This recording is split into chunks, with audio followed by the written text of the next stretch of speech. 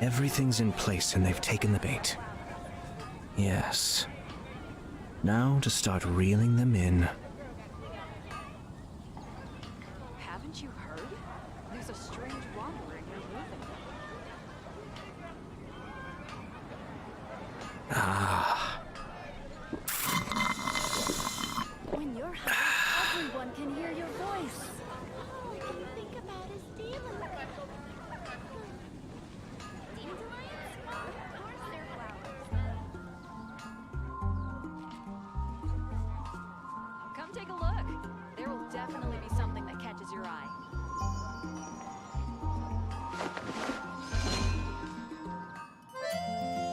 Hey everyone, just give me a second, just checking that everything is good.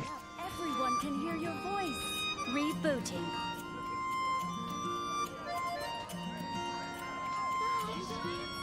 Come take a look.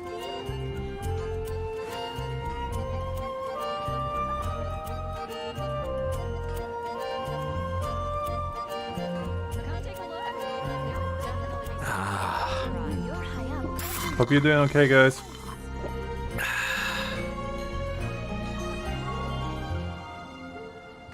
better see Barbara at the cathedral if you're injured.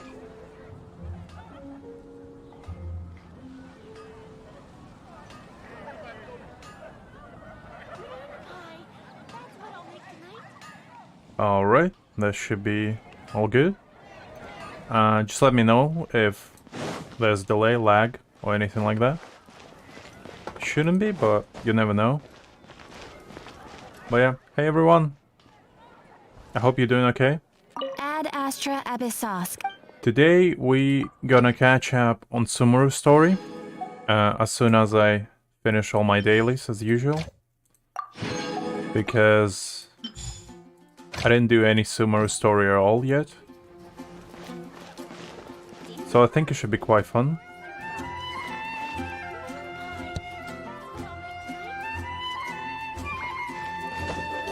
I guess I'll post an expedition at the...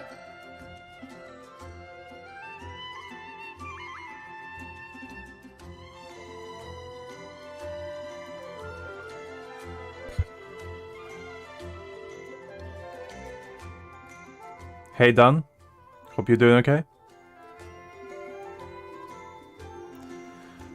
Alright, so for the next half an hour I guess we're just gonna do dailies, and after that we're gonna start doing Sumeru story from zero. Just starting from the main story, and then we might explore a little bit. I'll see how it goes. But yeah. Just to let you know, I don't know that much about Sumeru's story, like main plot at least. I know like the characters and a little bit, I guess, of a story, but I never done it and I never watched it, so everything I'm gonna do today will be new for me. So hopefully it's gonna be fun.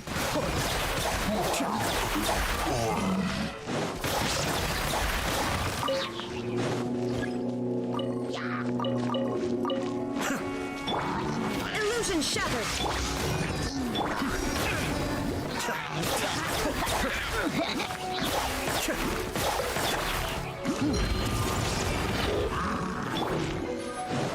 No, my sword!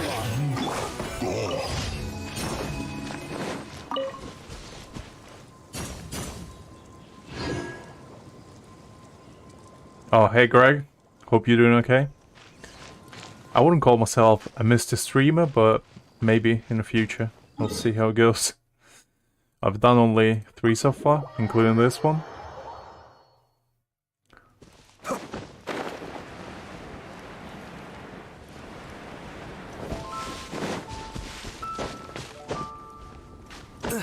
Oh yeah, by the way, I tweaked a little bit with like graphics of the stream, just because I did notice that sometimes when it's like high motion, there's a little bit of pixelation. So hopefully there's not as much anymore. Just let me know if there actually is, because I'm kind of trying to figure out if it's because my internet is too slow or if it's because I put too high of a bitrate. Shine down! Cascade.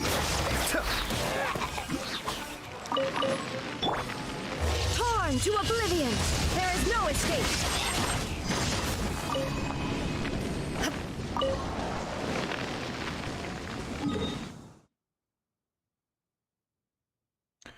I'm doing pretty good, and just finished like taking a shower and stuff, so feeling refreshed a little bit.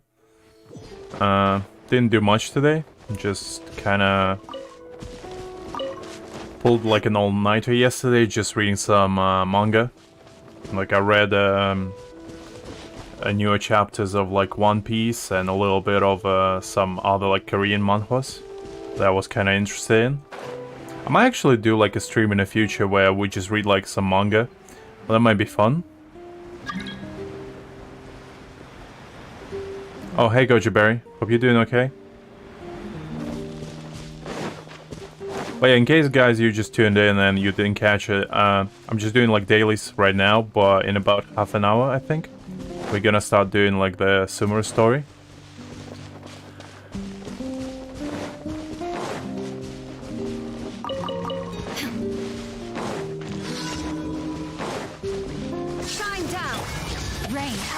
I see everything! So today might be a little bit of a longer stream, depending on like how far we're gonna get.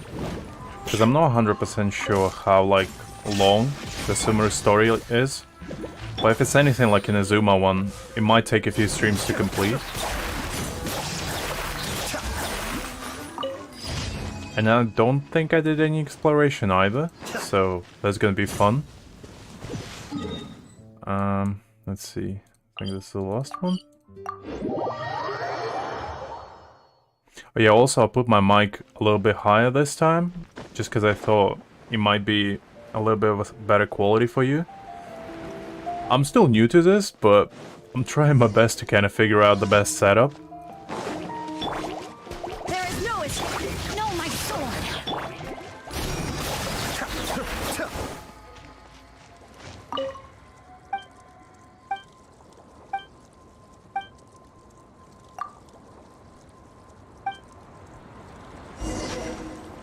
Oh well, that sounds pretty good, Greg. It's more content to do, I guess. I mean, I did hear that it's pretty good, so I do have high hopes for it. I'm especially curious about like Nahida's entire storyline, because I only watched like some trailers like official Genshin like YouTube channel posted, and that's about it. I don't actually know what's going on. I mean, I could guess, but it's more fun to find out, I guess. Where is it? Okay. Oh, I guess I need to go to that tower.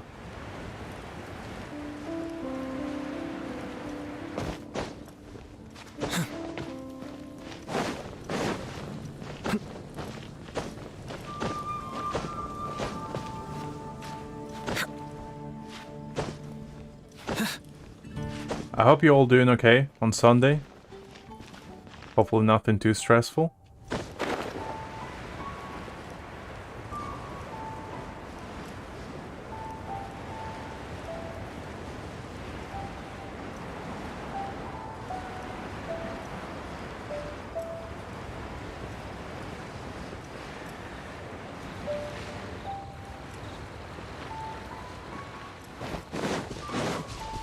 Let's see, I guess I need some anima characters. Let's put Sucrose. I...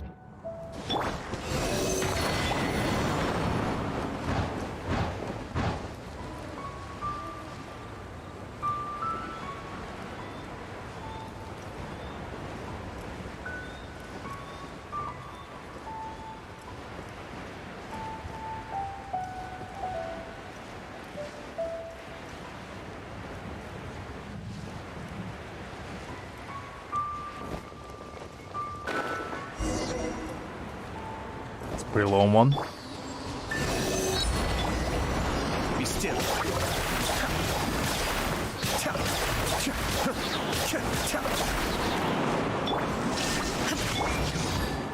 Stand clear! Mind the daybreak. Everyone hold hands!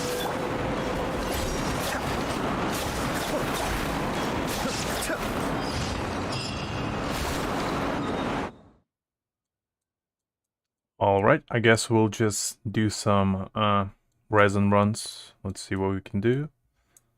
Some bosses. And then we'll jump straight into it, I guess.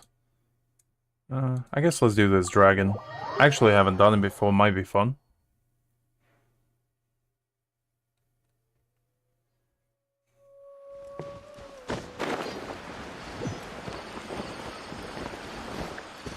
I think, oh, right, I think it's here.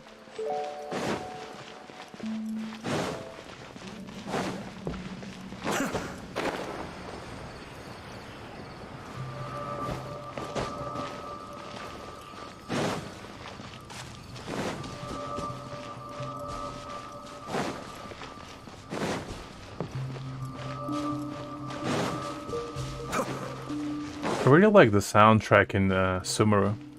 It's like kind of a mixture between like creepy yet kind of alluring sound, which I kind of mess with. It's really cool. Reminds me of like post-apocalyptic type of soundtracks, like in Fist of the North Star or something. Illusion shattered. Cascade.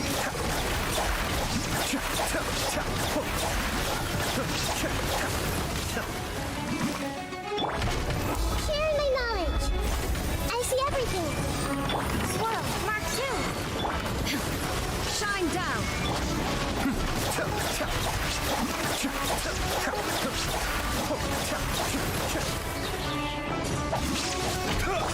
Now you shall perish. There is no escape.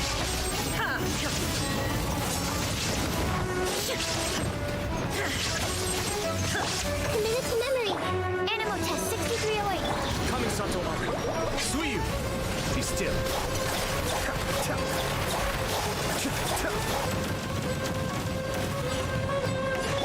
Hey! Make yourselves at home. Cascade.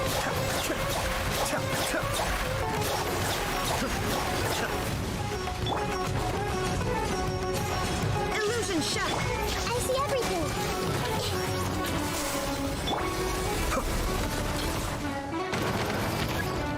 I'm not sure what that was about. Everyone hold hands. There is no escape.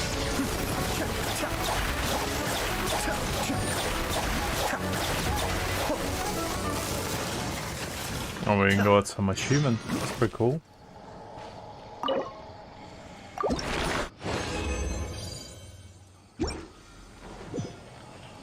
That was kind of fun.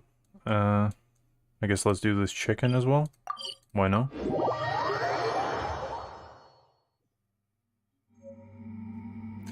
Well, you see, Greg, I think you're overestimating my ability to remember things. I don't remember what happened yesterday, let alone a week ago. So, I get lost easily.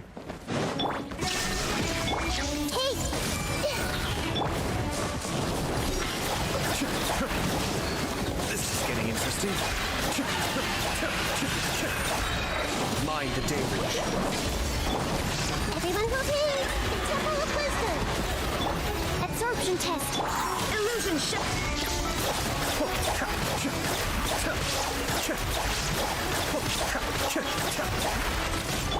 Torn to oblivion.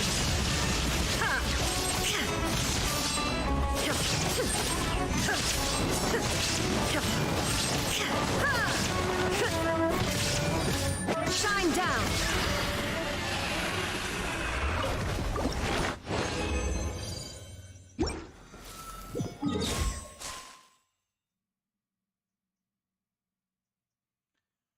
You're not alone.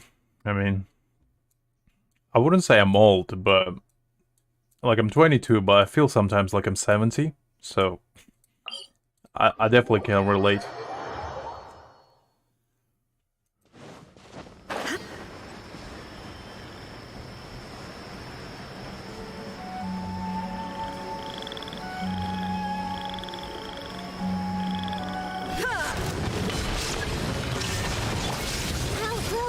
Animal test 60.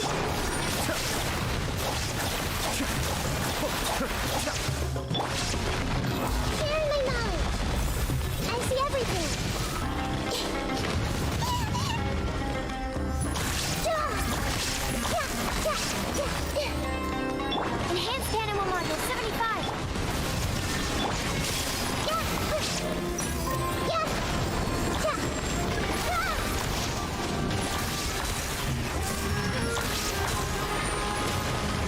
Oh.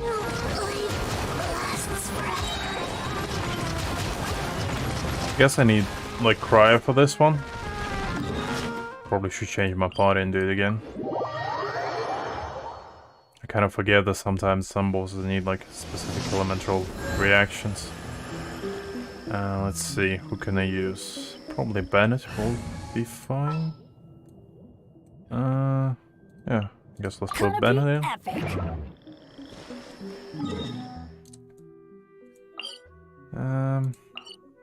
Actually, I guess let's do this rock one. Might be fun. Plus, I think I still have, like, achievements to do for that one. Anyway.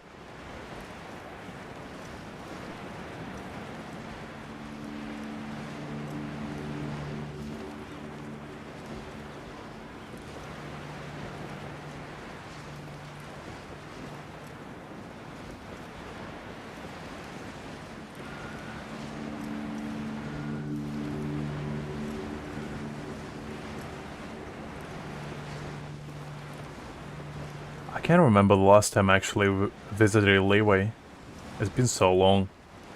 Like, as soon as I completed, like, every single mission here, I probably never visited again. It's kinda a shame.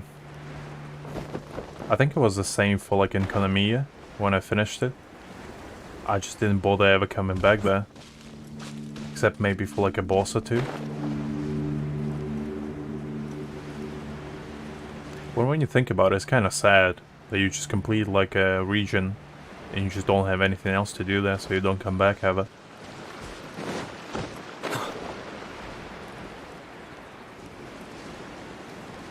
I mean, Inazuma used to be one of my favorite places. But yeah, I definitely can relate.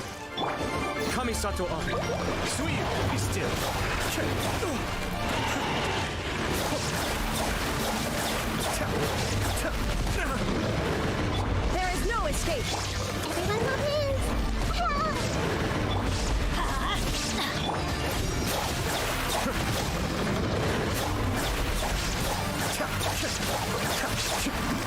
This may hurt a little. Inazuma shines eternal.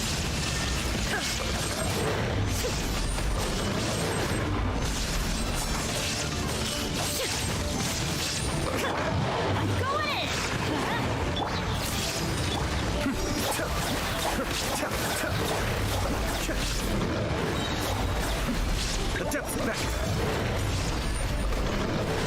I mean, I used to just go to Inazuma for fun. Just because I used to really like the atmosphere there. But yeah, definitely with every single new region, you just kinda either forget about the old ones, or you like really rarely visit them. Which is a shame. Like, I think the only one that I still visit is Mondstadt. But I think it's just because it's more convenient to, like, get quest rewards from there and stuff like that. But other than that, I don't have Inazuma here unlocked, but I usually would camp on, like, main island. Just because I really like the aesthetic there. Which one can we finish off on? I guess... let's do electric... actually... let's do Hydro. I might need some for Shincho. Might be fun. But yeah, I really miss, like, the sense of adventure when I used to go to Inazuma. Because, like, as soon as you complete everything, the main reason why you don't come back is because there's nothing to explore. And you already seen everything. Which I kind of hope, like, MiHoYo adds something. Don't worry, one of my people will be here with umbrellas. Like maybe, I don't know, raid bosses or something? Something you need to come back to each region to actually do. That could be fun. The waters of Chainsa. Coveting the shapes of the living, pure water can take on many forms. Or maybe when, like, they add the card game, they might make, like, some NPCs. Like, you know, for Pokemon you have, like, gym trainers. Maybe they'll do something similar for card games. And, like, you have to defeat certain NPCs and, like, get cards from them. That could be interesting. There's no escape. Committed to memory. Yeah. Without solid ground, terrestrial creatures become simply helpless. This is one of my least favorite bosses, by the way, as well. Just because it's annoying more than anything. It's not like hard, The power of but water yeah. is its ability to take any shape. Shine down.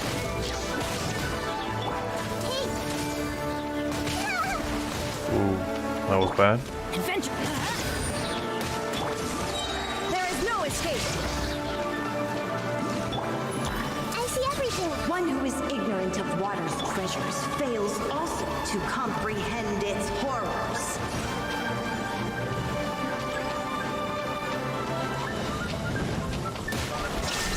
Teamwork is strength. Grow. I'm feeling a little... I forgot that Benny needs his talents in order to unlock healing. Let's play turn a little.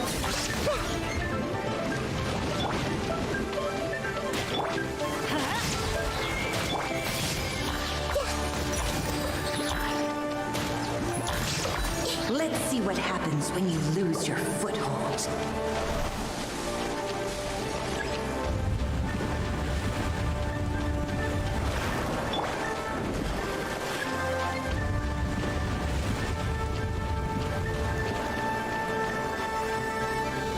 The power of water is its ability to take any shape.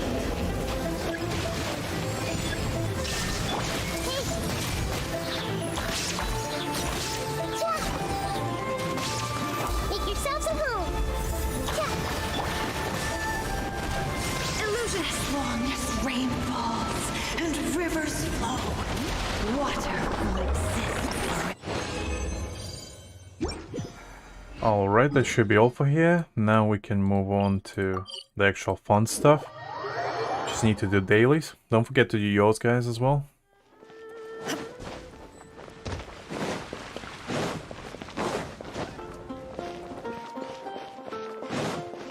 Ad Astra. Thank you for Alright. Let's just go like this.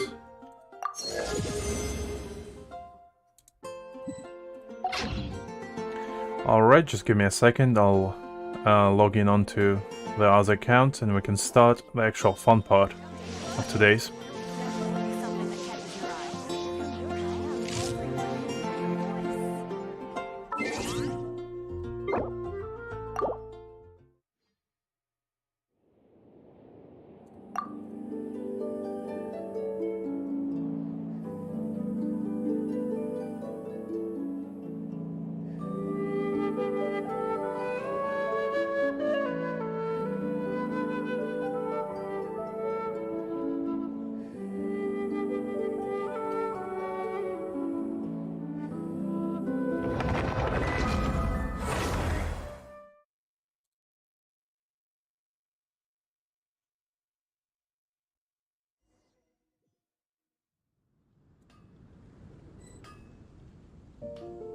Alright. We'll do dailies on this one later. Let's start with the actual quest. Just let me sort out my team, just see what we got. I guess this one should be fine, probably. I don't expect there to be anything like super hard to do. Yeah, it should be okay. Alright. I don't think I even unlocked the map here. Yeah, I didn't. Let's see. Ooh, kinda excited.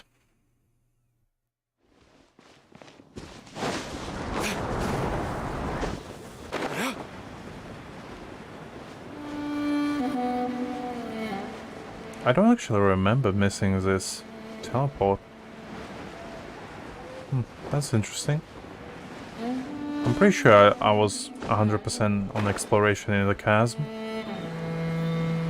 Maybe no. Oh well.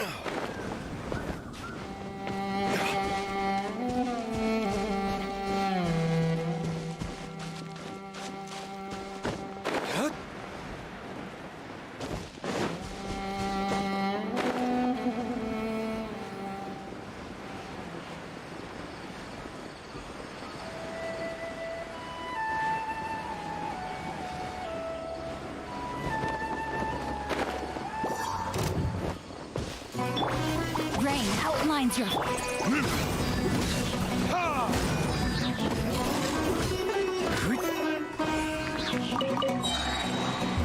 Verticus?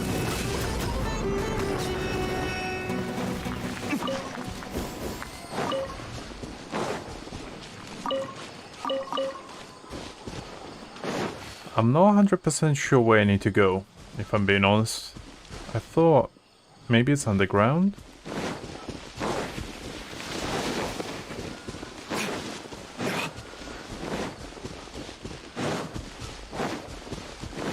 I feel a little bit stupid right now.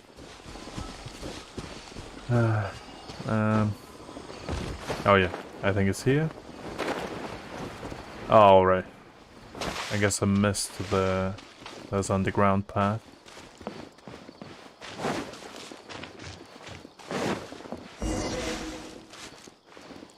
I guess I should probably go collect that teleport just in case.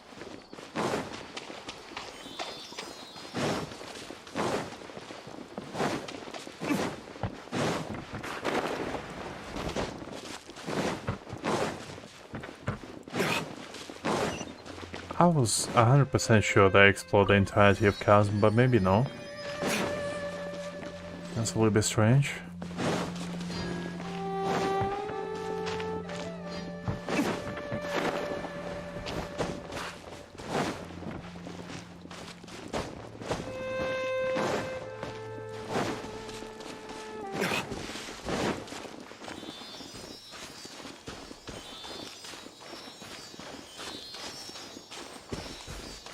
I don't remember the last time I actually saw a Saley.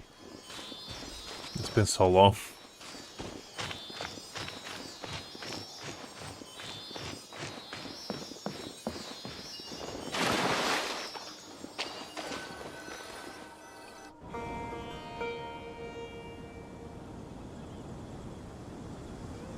Now that we made it to Sumeru, our next objective should be to head to Sumeru City and find a way to meet with Lesser Lord Kusanali.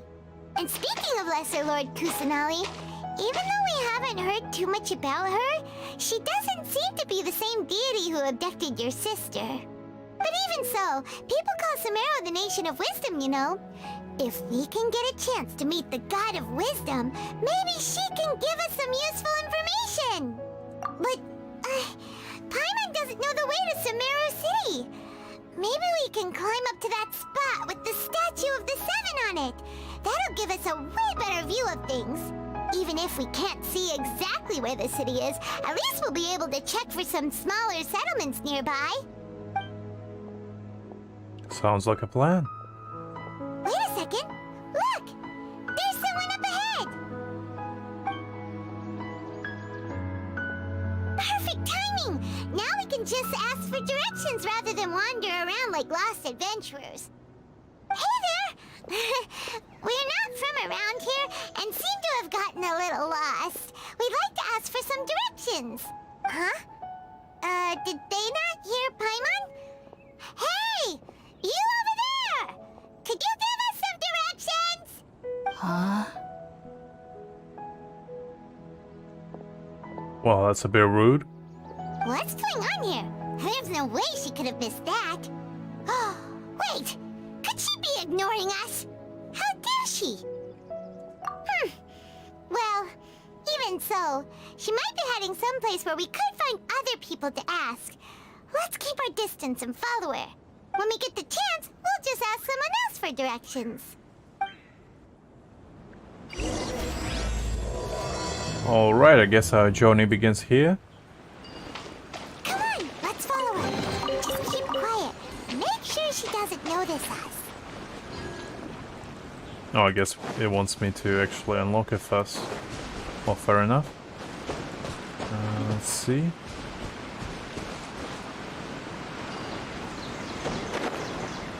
Alright. I think it's T. No, wait. Oh, like this. Alright.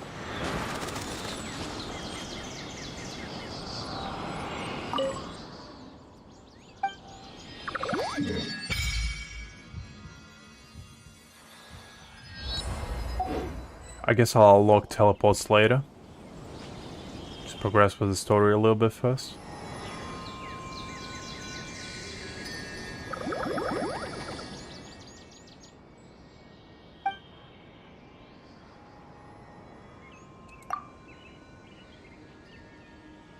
Oh, I'm pretty sure those are called Aranara.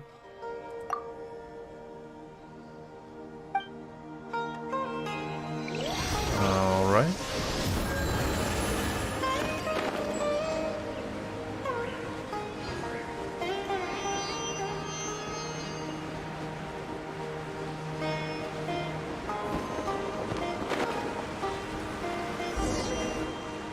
Huh? She just walked near that small waterfall and then suddenly vanished. Let's go take a closer look.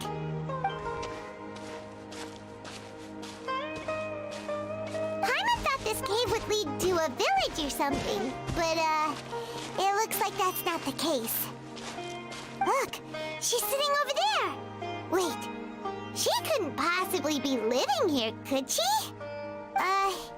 What should we do now? Do we try asking her for directions again?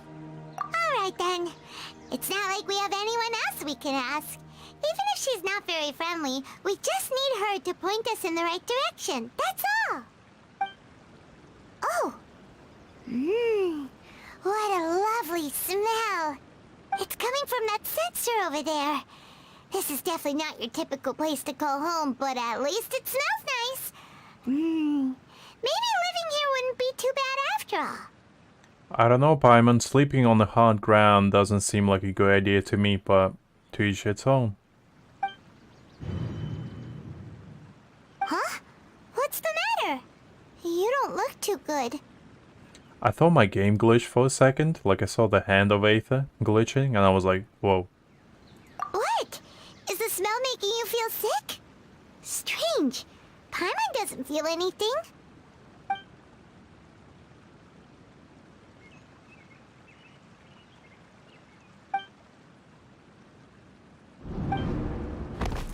What's happening? Traveler? This is no time for a nap. Oh, come on, wake up.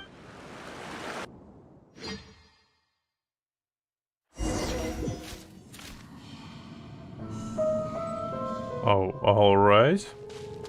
That's interesting. Wow, that actually looks pretty nice.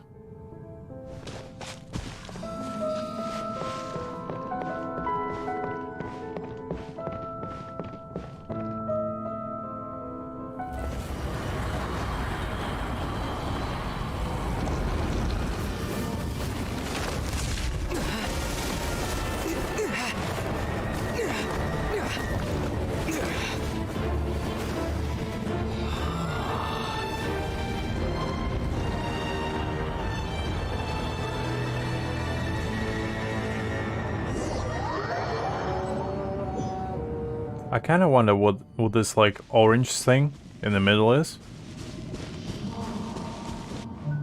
Because this kind of reminds me of like Elden Ring a little bit. It was like a tree aesthetic.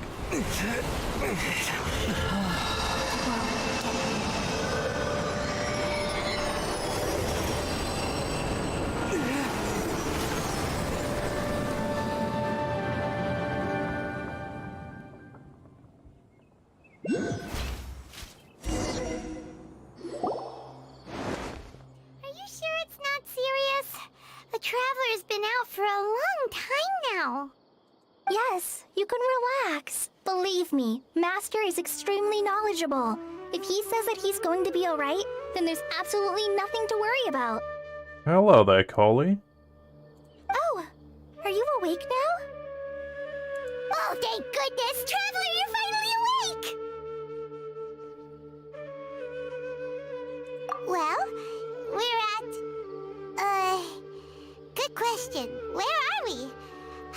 in such a panic when you passed out that she even forgot to ask what place this is. This is Gandharvaville. It was originally built by scholars from Sumeru as a place to rest in the rainforest. Now it's mainly used by the forest rangers as a base of operations. My name is Kale. I'm a trainee forest ranger. My master and I found you passed out during our patrol, so we brought you here. Oh, no thanks are necessary. I didn't do anything really. By the way, how are you feeling now? Any discomfort? Oh, that's Master's herbal medicine you're tasting. He gave you some while you were unconscious. Pretty sure dragging people while they're unconscious is not a bad thing, but I'm not the one to judge. Before I forget, Master mentioned you should take more medicine once you wake up.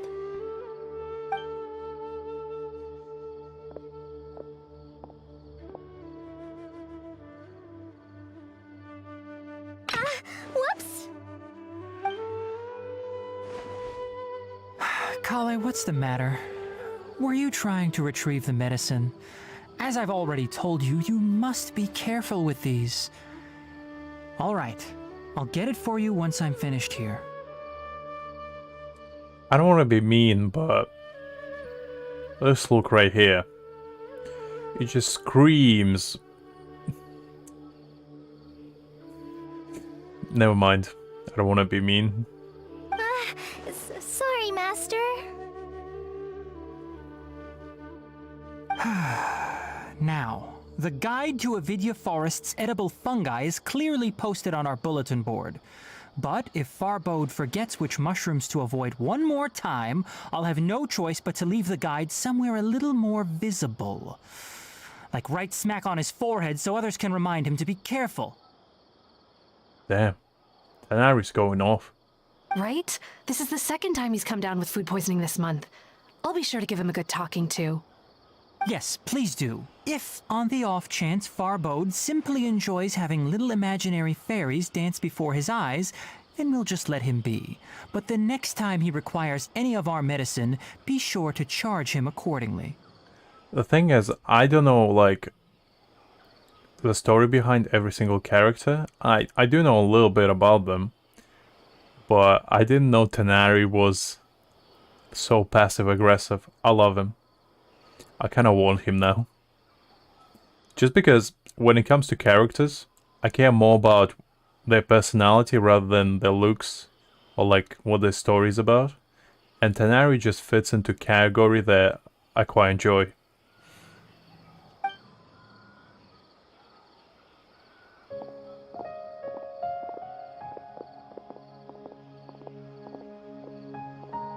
So, how are you doing? Feeling better? Oh, this is my master, Forest Watcher Tainari. He's chief officer over all the rangers here in Gandharvaville. I already informed Paimon about the reason you fell unconscious earlier, but now that you're awake, let me explain it for you as well. It is common practice for Sumeru scholars of certain darshans to dedicate themselves to training and meditation in isolated areas, particularly the nearby forests. While meditating, they use a certain incense known as spirit borneol to help calm their minds as they enter a state of deep rumination. In hopes of asking directions, you two followed a scholar named Hypatia into her cave. The incense you smelled inside was the spirit borneol I just mentioned. That incense typically has no effect on most people, but for a very select few, it can have profound effects on one's cognition, as you experienced firsthand. Does that make sense? Yes, yes indeed. Very good. Now, answer me this. Did you feel anything after passing out? Say, any out-of-body experiences? Or did you see anything while unconscious? I've seen a big-ass tree, if that counts.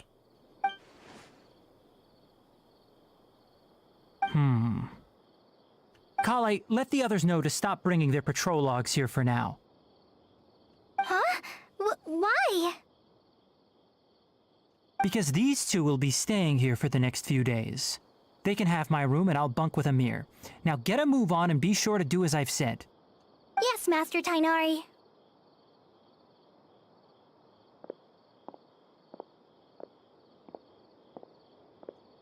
Wait, hold on a second. Can you tell us what's going on? Sure, let me fill you in. I originally planned to send you on your way once you finished your medicine. However, it appears now that you should stay a while longer in Gandharvaville for further observation while you recuperate. Further observation? No need to be hasty. As long as you have the capacity to judge between right and wrong, I promise that you'll understand the gravity of the situation once I explain everything to you. Hey Sean, hope you're doing okay. We're just catching up on Sumeru together with other guys. Hopefully you enjoy. And if you like, chat with us as well. I welcome it. Based on what you saw after smelling the incense and losing consciousness, we can conclude that you experienced a powerful hallucination, which suggests your mental state is not in the best of shape. If you're skeptical, have a whiff of this. Oh, are you okay? You're experiencing a similar sensation as when you passed out, aren't you? So even though your condition is stable as of now, if I were to haphazardly let you leave, it's highly likely that you'd suddenly pass out again somewhere else. The rainforest is home to many fierce animals and hazardous areas. If something were to happen to you again, I'm afraid you might not be so lucky. For now, I suggest you continue taking your medicine each day and avoid wandering off on your own. At least until you stop having adverse reactions to this kind of smell, okay? Good. Now continue resting while I fire up another bowl of medicine for you. Seriously? We just arrived in Sumeru and we're already having problems left and right! Paimon knows we're set on meeting Lesser Lord Kusanali as soon as possible, but you really don't look too good. It'd probably be best to let you recover first. Hey! Are you even listening to Paimon? Paimon's over here worrying about you, you know. What's weird? You mean how you're feeling now? You mean the vision of tree roots and red skies you saw?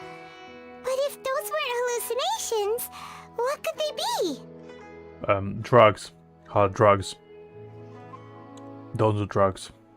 That's my explanation, Paimon.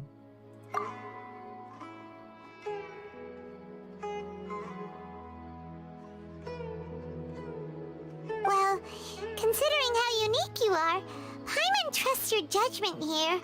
But why didn't you say anything about it to Tainari?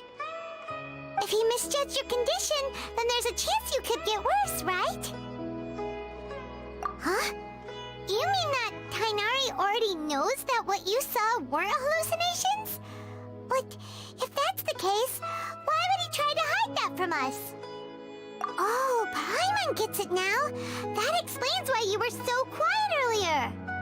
Well, that settles it then. We'll stay here to rest up and figure out what's going on with your hallucinations. But it seems like asking Tainari might not be an option anymore. What do you think we should do? Bribe him. Just give him some Primo Gems, and he's gonna talk. Good idea. Kale's pretty friendly. We can ask her tomorrow about what she knows regarding the Dendro Archon and customs in Sumeru.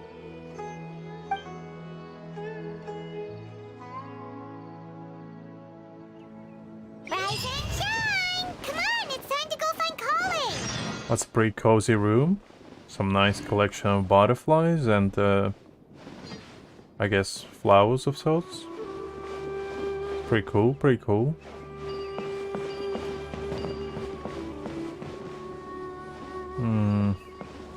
Don't really feel like talking to you right now. Just trying to take in the atmosphere.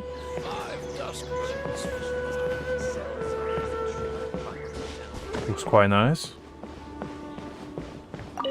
I really like the green aesthetic. It's like really pleasing to the eye. Alright, next let's see your right hand. Yes, not bad. But please remember that you still need to be careful. Understand? Yes, I will. By the way, Master, I still haven't received the patrol route for today.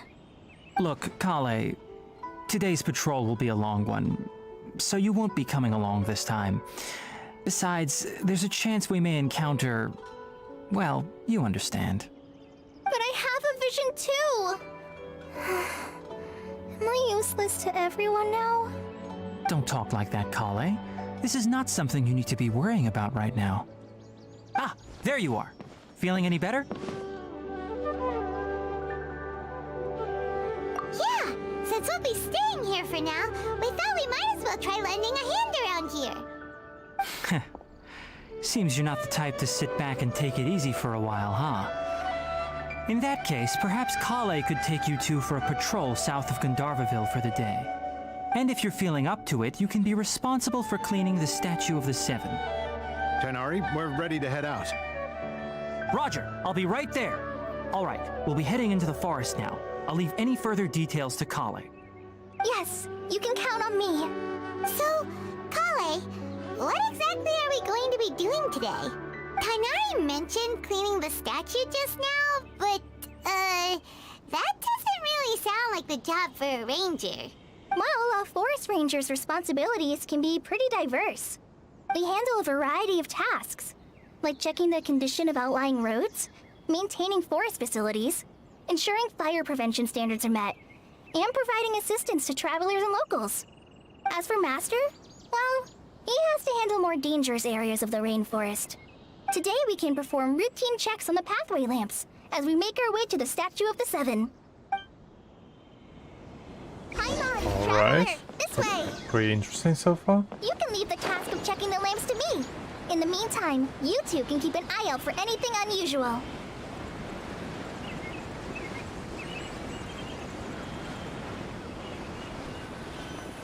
Nothing wrong with these two lamps. Let's move to the next ones.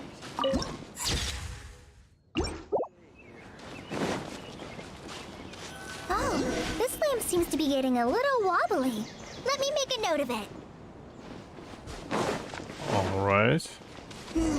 No problems with this lamp. Good.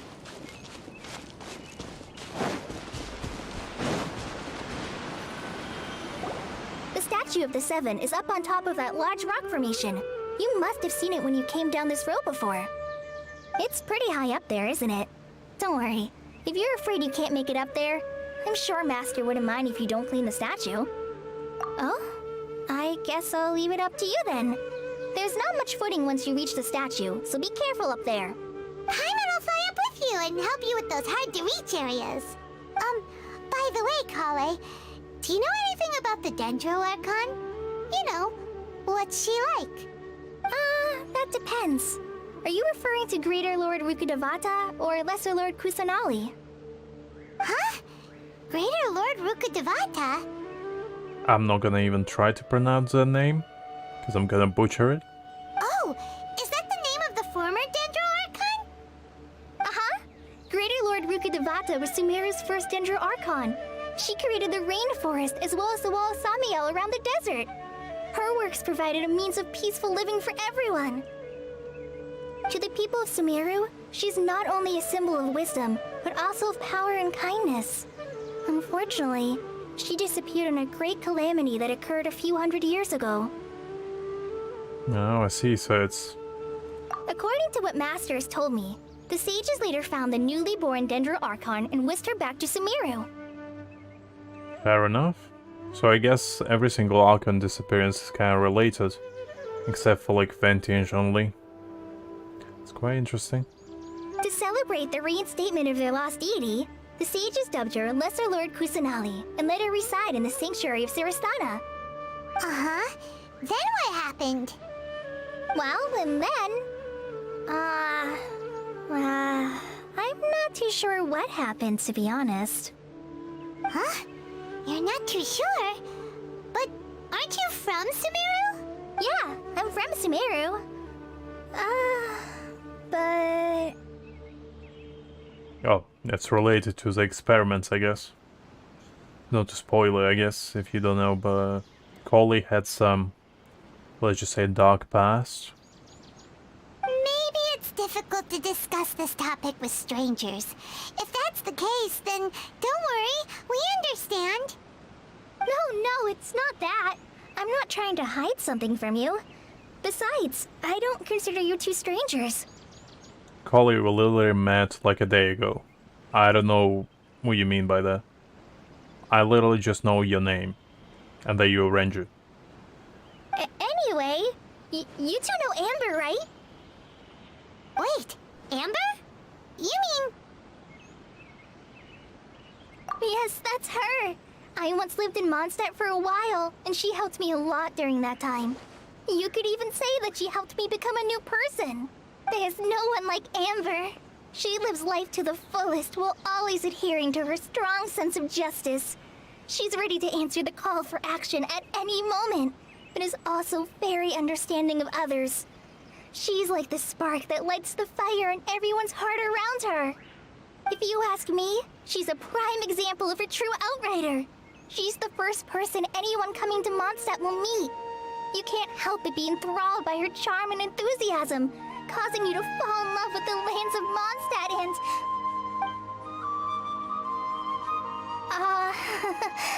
sorry. Paimon thought the work of Outriders was a little different from what you just described, but one thing's for sure, you really like Amber. Sorry. I was rambling on just now. It must have sounded kind of weird. It's alright, Kale. Knowing that you're a friend of Amber somehow makes Paimon suddenly feel a lot closer to you. So, how do you know that we've met Amber? Well, after I returned to Sumeru, Amber and I have stayed in touch by writing each other letters. In one letter, she mentioned that Mondstadt was attacked by a fearsome dragon, but the city was saved by a mysterious blonde traveler and their floating companion. I knew you two were the ones she mentioned in the letter the moment I saw you. But, considering everything you've been through that day, I thought it'd be inappropriate to bring it up. Ah, so that's how you knew. Yep, so please know that you two have my complete trust. Really. I wish I could tell you more about the Gender Archon, but I have been away from Sumeru for some time, and I haven't read any books. Sorry. That's alright. You've already helped us a lot. We had never even heard of Greater Lord Rukkhadevata or the Sanctuary of Surasthana until you mentioned them. Oh, I'm happy that was helpful. There is one thing I want to ask, though. Why do you two want to know about the Gender Archon? Well, Collie, we suspect that she stole our sister. In a sense.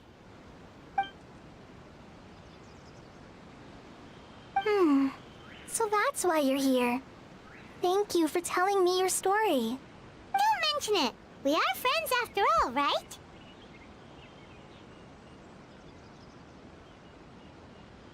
I suppose. Alright, we have a statue to clean. You both have my thanks. While you two are up there cleaning, I'll go ahead and inspect the forest canopy. Let's meet back here shortly. Sounds like a plan. Alright, let's go become a janitor for a little bit. Huh.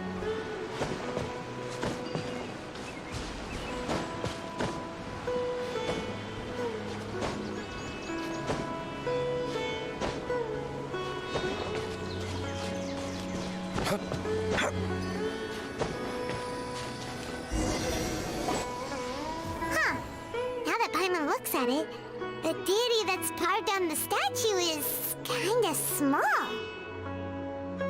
Paimon, I'm pretty sure you're like 2 feet tall. I don't know what you're talking about. Do you think she's supposed to be Greater Lord Rukkhadevata or Lesser Lord Kusanali? The name does seem to fit the statue somehow. Well, anyway, we'll have to figure that out later. Let's get started on cleaning the statue. Paimon will fly up and take care of the top, and you clean everything below.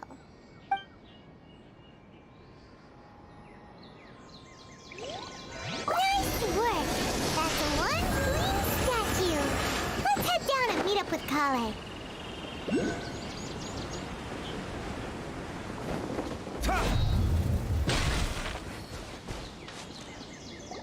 Kale, we're back. Welcome back.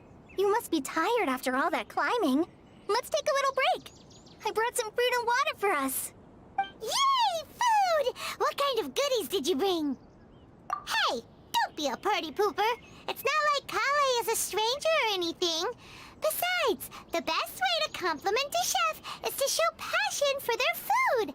Xiangling taught Paimon that.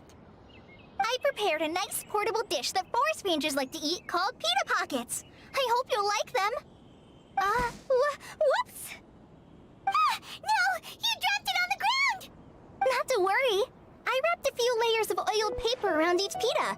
They should be fine. A little dirt can't hurt anyone.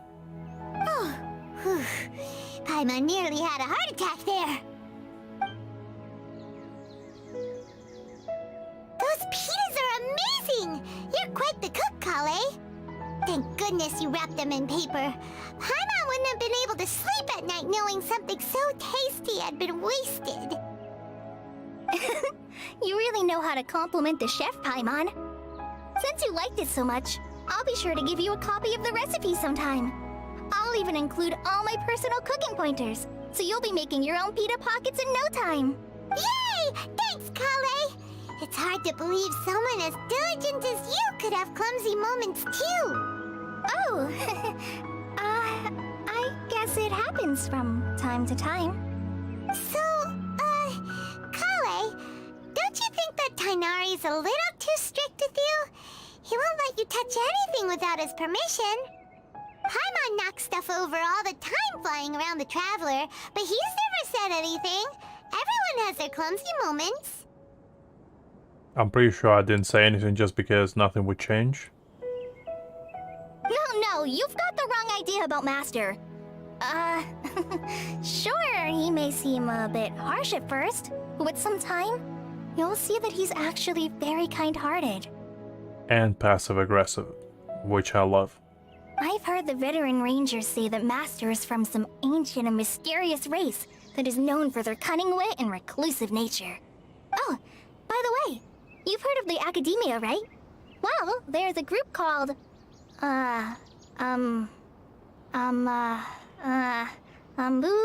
something? Amaterasu, I don't know what you're trying to say, Collie.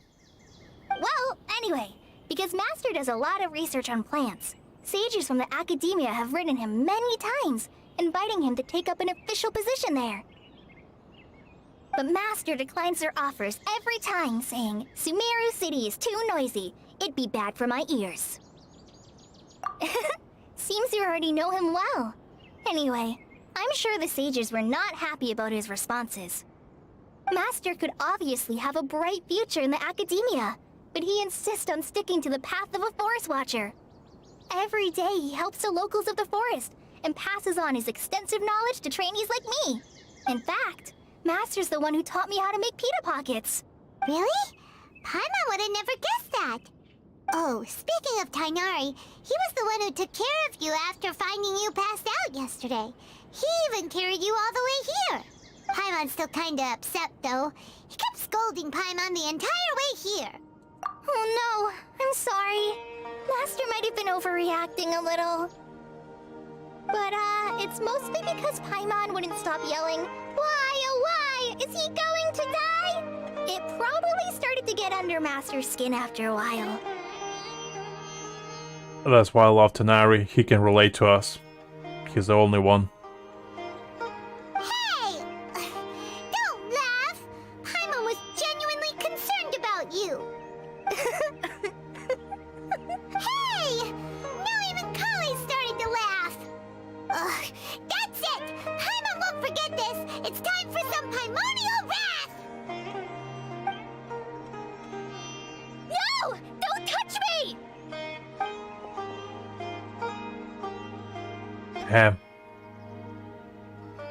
I mean, listen, I wouldn't want Paimon touching me either, but Collie, that was a little bit harsh. Oh, sorry, Kale. Paimon didn't mean to scare you. No, I just... I didn't mean that. Kale, are you okay? What's the matter? No, I'm fine. I'm sorry. I must have startled you both reacting like that. Oh, Well, it's getting late now. Let's hurry back to Gandharville. I think Master and the others should be back by now, too. Huh? What was up with Kali just now? And why is she in such a hurry all of a sudden? Look, she's practically running back. Paimon can't even see her now. Paimon, she went out like 10 feet max. Like, come on. How bad is your eyesight?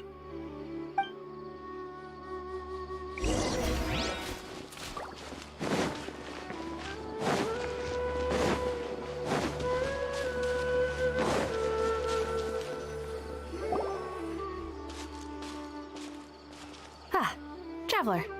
You've returned. Yep, we're back. Have you seen Kale by any chance? Oh, Kale? Yes. I saw her go into her room just a moment ago. Oh, okay. Guess we'll just have to wait and talk to her tomorrow then.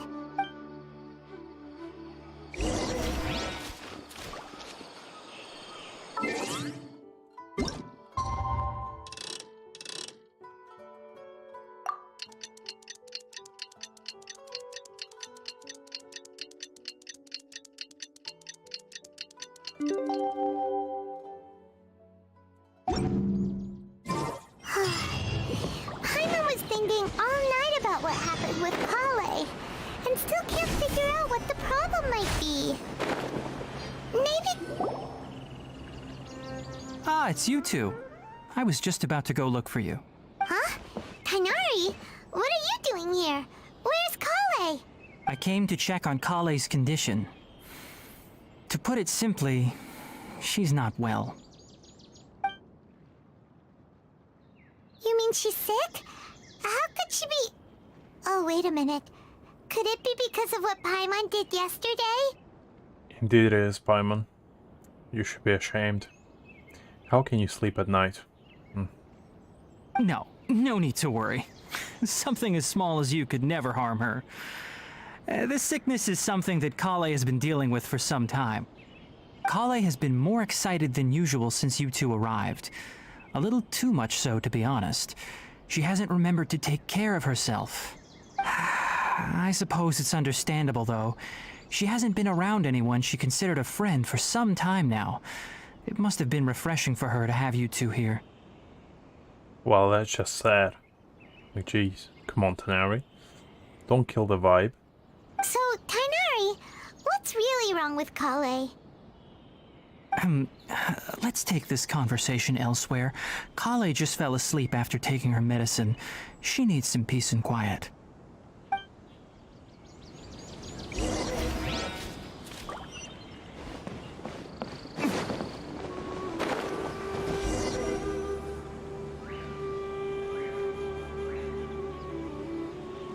All right, let's continue our conversation here, shall we? To be honest, I hadn't realized that you're that honorary knight from Mondstadt until Kale told me just now. I've also heard all about your deeds in Liyue and Inazuma. I guess we are kind of a big shot. So, just to clarify, what I'm about to tell you about Kale is not because of who you are or your past feats. Instead, I am going to tell you because... well, because Kale asked me to. And honestly speaking, I was against Kale revealing her past to you. But she insisted, saying you two treated her with sincerity and as a friend. So now she wishes to reciprocate the gesture. So, Tainari, what exactly is wrong with Kale? You said this is something she's been dealing with for some time. Just how serious is it? Right. Ever since she was a child, she's been afflicted with a disease called Elazar. I thought for a second it was Alcazar and I was like... alright. Never mind. It's a pretty cool name actually for a disease. Elazar? Yes, it's a disease unique to the lands of Sumeru. It is characterized by dark and hardened scales that form on the body. At first, the afflicted may only feel mild numbness on the affected area of the skin. However, as the disease progresses, one may begin feeling fatigued and even experience peripheral paresthesia. In its final stages, the disease strips a person of the ability to control their own body, and they effectively become completely immobile. That sounds terrifying. Wait, hold on. So when Kale seemed to be acting a little clumsy earlier, it was because... Correct. That would be the effects of Elazar, which is precisely why I do not want her carrying or holding anything, lest she ends up hurting herself. With appropriate treatment, the disease can be effectively controlled before it progresses to a more serious stage. However, there is unfortunately still no true cure for Elazar. Nevertheless, Kale's mother still hoped that there was something out there. She handed Kale over to an organization known as the Fatui after one of their members lied and said they had a cure. What? The Fatui? Ah, it appears you are already familiar with them. That'll save me some explanation. Anyway, the person who eventually rescued Kale and brought her to me for care said that she had been given to a harbinger known as the Doctor. I have no idea how this doctor managed to do it, but her case of Elazar was completely stable for all the years that Kale was with them. However, Kale's days with the Fatui were anything but pleasant. I mean, knowing how Dottore looks, I wouldn't be surprised. But that man has some screws loose for sure. Kale is a resilient individual and always tries to appear cheerful, but her experience with the Fatui has left deep scars. Even now, she can still feel deathly afraid of someone touching her. Oh, Paimon had no idea Kale's been through so much suffering. Oh, by the way, Paimon, Kale wanted me to tell you that she's sorry for scaring you yesterday. She also wanted both of you to know that she's sorry for hiding her illness. She doesn't need to apologize. None of this is her fault at all. Well said. I hope you'll get a chance to tell her that in person the next time you see her. Kale once thought that it would be impossible for her to have any real friendships. I trust that you two will never let my trainee experience such emotional pain again. Don't worry, Tainari. We'll take good care of her. Well, it's not too serious at this point. She overexerted herself the last couple of days, which is what led to her breakdown this time. As long as she has taken her medicine and gets plenty of rest, she should get better. Though, I must admit that Kale's condition was much more stable when she first arrived here in Gandharvaville. She was interested in the work of the forest rangers the moment she saw us. I could see that she was serious about learning, so I felt compelled to ask her to join us. Her stamina has gotten much worse recently. Though a moderate amount of physical exercise is always necessary, I'm afraid the long-distance patrols are a little too much for her now. All right, now that I've told you about Kale's past, I think I'll head into the rainforest to find some ingredients needed for her medicine. I'll see you two later. Yeah, we'd like to do something to help Kale too. All right, but I must warn you two. The rainforest is a dangerous place, especially for someone who's still recovering like the Traveler. You must follow closely and listen to every instruction. No problemo. Let's go then. We'll be looking for a plant known as Nilotpala lotus. It's often used to help those afflicted with Elazar recover their energy. Hey, Tainari? Where exactly are we going to find this plant? Nilotpala lotuses can be found all over the rainforest, but it often grows right here around Gandharvaville. Given the name, it sounds like we should be looking for it in the water. You are correct. Nilotpala lotus grows in the water. When fully matured, they look like giant blue flowers floating on the water's surface. Quite an attractive species, if you ask me. The large petals are actually the plant's leaves and sepals, which surround a very small flower. You should note that many of the plants found in Sumeru have names that are contrary to their species. Take the Kalpalata, for example. The plant is not a lotus at all, but rather a vine. And then there's the Sumeru rose, which is not a rose, completely contrary to its name. Oh, huh.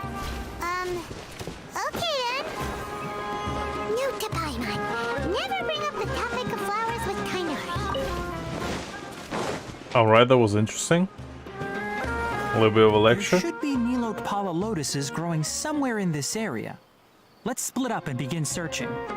If you could manage to gather 4 of them, that would be sufficient. We'll rendezvous here once you've gathered the needed amount.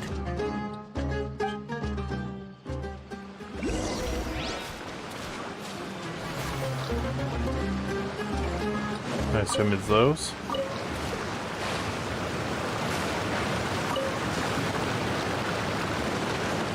Alright, we've gathered enough Nilotpala lotuses. Let's head back to meet Tainari. Hey Tainari, we found the lotuses you requested. Let me take a look. Good, very good. These are all excellent quality. I'm quite glad you two came along. Your exploration experience helped save me a lot of time here. It seems we even have enough time to stock up on some other things I need. Hey, Tainari! Oh, Tainari, someone's calling your name. They're dressed like a forest ranger. Ah yes, that's Amir and the others. But didn't they just set off not too long ago? What are they doing back so early? Let's go find out what's going on.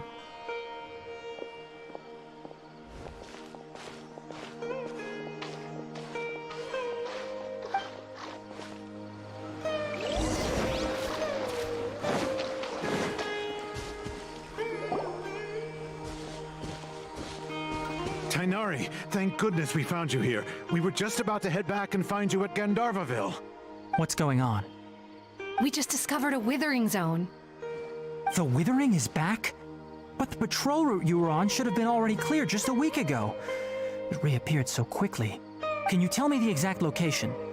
It's up ahead, deep in the river valley. It's appeared in a spot that blocks nearly the entire narrow part of the valley area, so we decided to come find you as quickly as possible.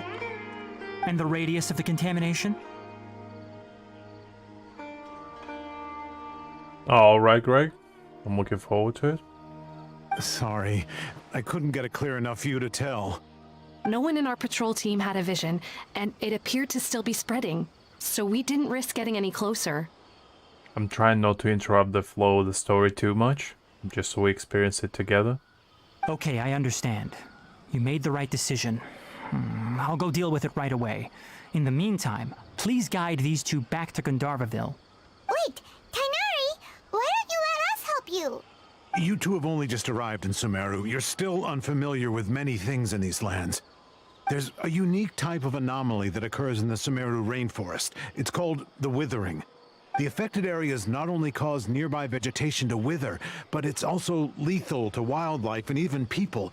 If you don't carry a vision, then you should think twice before approaching such places. Yes, Amir is absolutely right. I wasn't kidding when I said the rainforest is a dangerous place.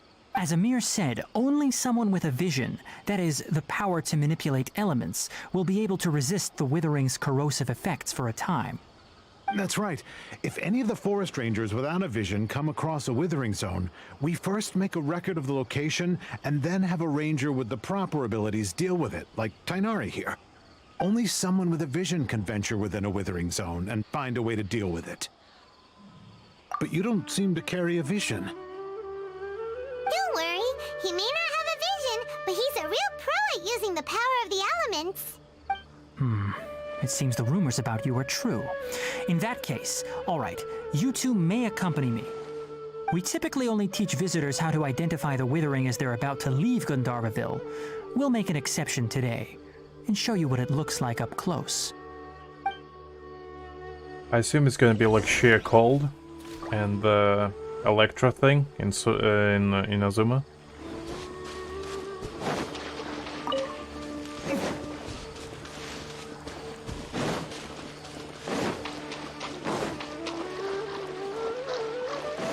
So far the story is really cool.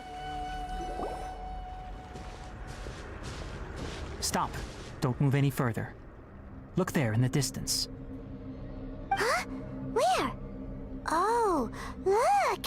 Those plants have withered! That whole area is kinda gloomy. Even the air looks like it's filled with ash. Oh, Paimon doesn't like the look of this. That is the Withering. All right, traveler. We're going to have to enter that Withering zone. Once inside, we'll need to look for what we call tumors of the withering. If we eliminate those, then the area will be saved. Thank you, but I must warn you, don't push yourself. This is your first time handling this sort of thing after all. Even with elemental powers, once you step inside the withering zone, you may experience extreme discomfort. If at any point it becomes too much, return outside of the zone and take a breather. It could become a matter of life and death. You ready then? Let's go.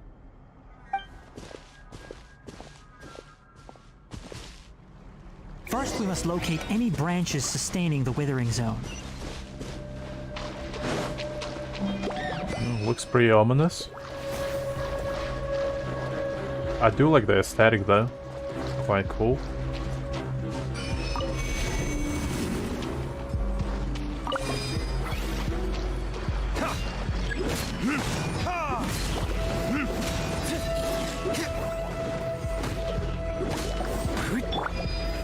Stabilize.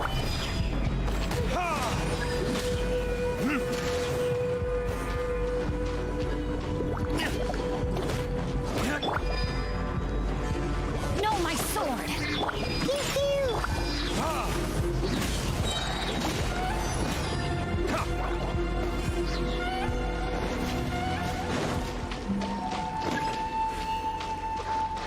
Oh, I see, I see, I see.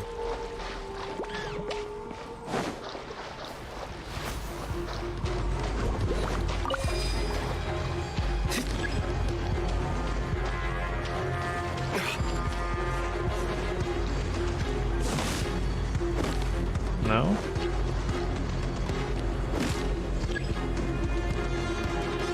Oh, charge attack. Sorry, my bad.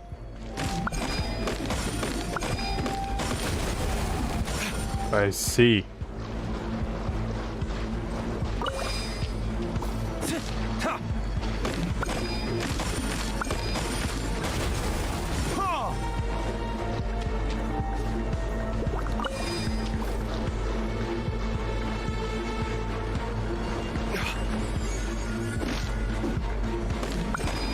Great work. Now that all the branches have been cleared, we'll need to take care of the tumor.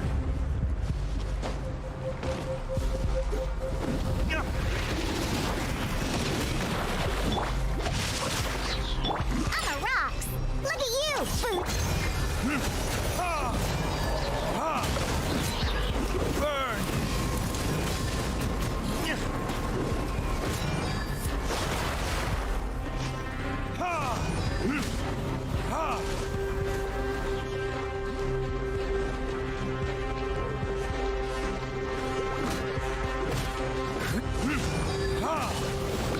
Now, destroy the tumor of the withering!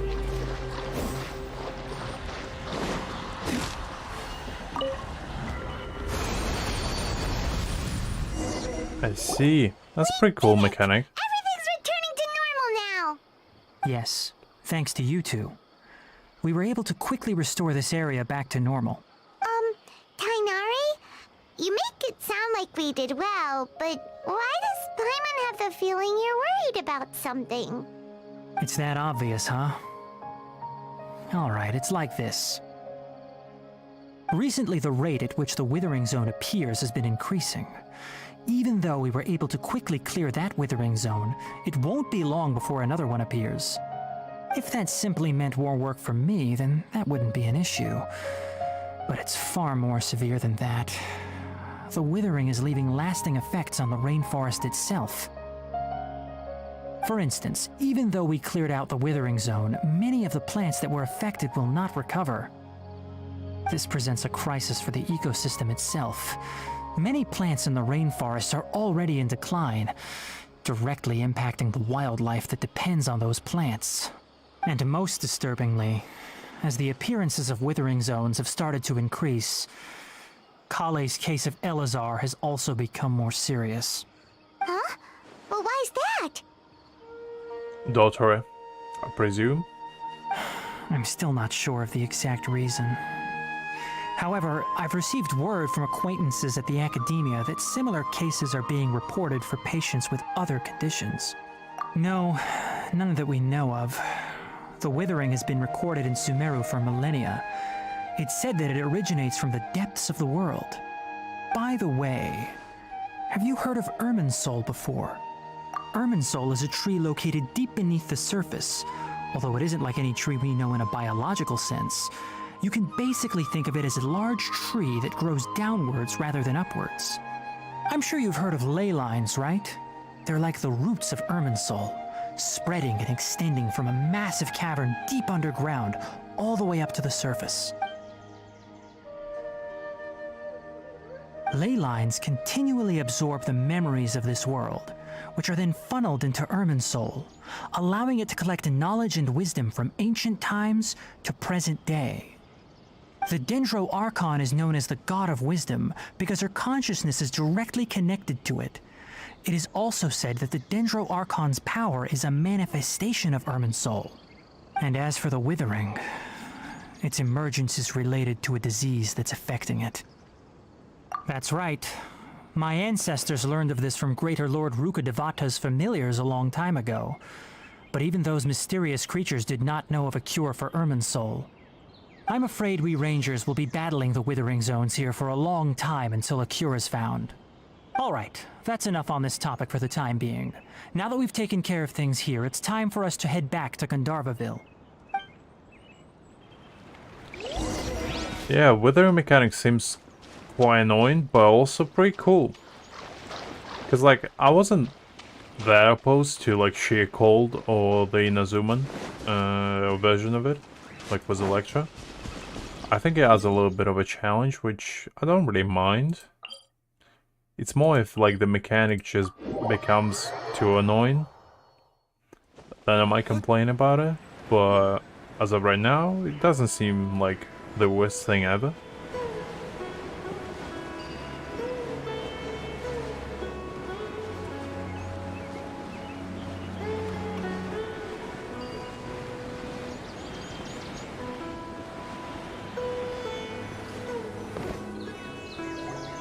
Oh, Tainari, you all made it back. How did it go? The Withering Zone you reported has been taken care of. No need to worry. Huh. Wait, is that? It's a toucan. Oh no, Hypatia!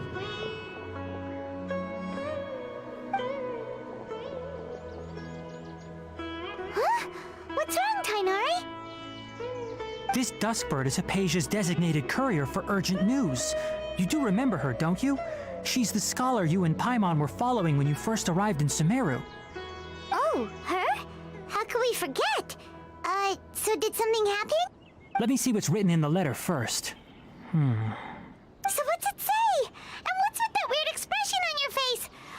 Just let Paimon read it. Huh? All Paimon sees are 3 squiggly lines. Yes, allow me to explain. After we brought you from Hypatia's cave to Gandharvaville, Hypatia resumed her meditation. She must have just finished. It's been nearly 3 days since she's had anything to eat, and it appears she's forgotten to prepare some rations. This letter is her asking us for help. We need to go. What? You mean she's been sitting there for 3 days? Hey, wait, how did you know all that from just a few lines on the paper? Well, obviously because this has happened before. Last time she drew 5 lines, and by the time we found her... Well, I'd prefer not to remember that. Needless to say, Hypatia's been through worse, but we should still get to her as quickly as possible. I've got some emergency rations set aside for times like these. Paimon, Traveler, could you two bring these to her? Wait, you want us to bring her the rations? But will the Traveler be okay if her cave is still filled with that funny incense? Let's find out. Here, Traveler, take a smell and see. So, how do you feel? Huh? Really? You're not feeling even a little drowsy? But wait, how'd you know that he'd be okay this time, Tainari? Back when we were clearing the Withering Zone, I observed that he could adeptly manipulate the Dendro element. I knew then that he would be fine. And if I may ask, when I was telling you two about Irminsul's ley lines, was what I described similar at all to what you saw while you were unconscious? That's correct. Those weren't hallucinations at all. though I don't intend to apologize for deceiving you. Because what you saw is of significant importance, not just for the nation of Sumeru, but the entire world of Tevat. My forefathers were shown much favor by Greater Lord Rukkhadevata.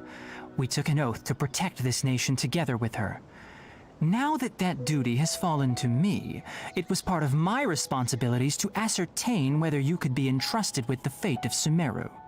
Now, after seeing you in action with my own eyes, you have earned my confidence, and I no longer feel the need to hide any secrets from you.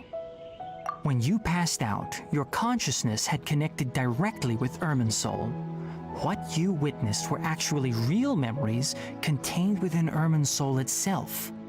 I could try to tell you more, but it would be better if you went to ask Hypatia instead. Her focus on meditation and use of Spirit Borneol are aimed at establishing a connection with Irminsul, just as you did. That sounds nice and all, but will she really help us? Seriously, she completely ignored us the last time we tried talking to her. That was because when you ran into her, she was in a special phase of her training. During that time, she must avoid communicating with others. Please, wait here for a moment.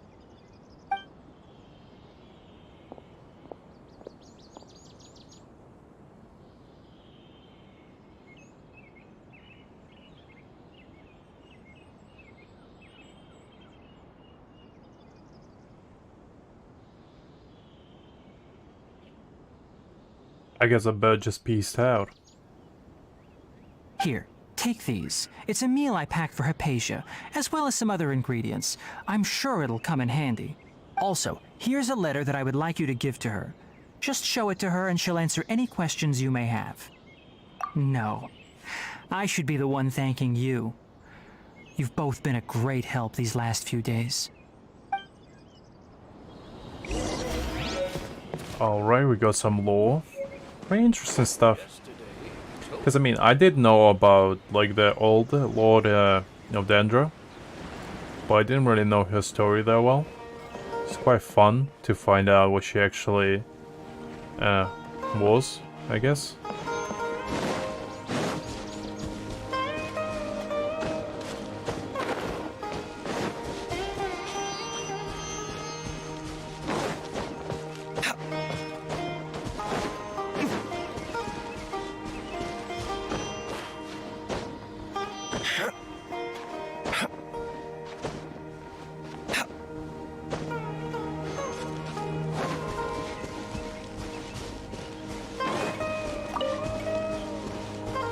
Hypatia should still be in the cave. Let's go inside and see how she's doing.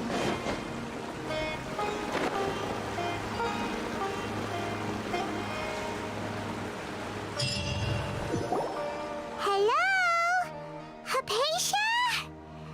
Hey, there's nobody here. Maybe she went out to look for some food. Let's try looking around the area.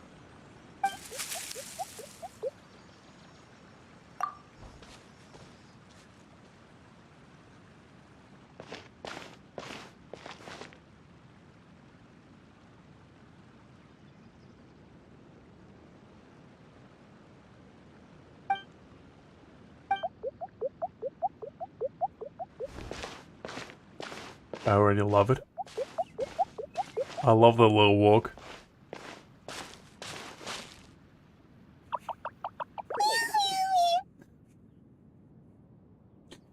I love this little creature.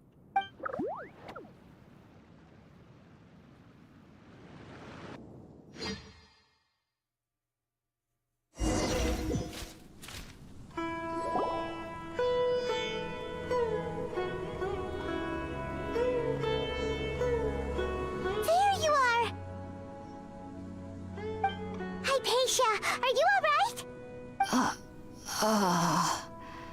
So hungry. Need water. There's no way we can get her to eat in her current condition. Let's try finding some water first. Huh? Wait. Why does it look super foggy outside all of a sudden? Anyway, let's go look around.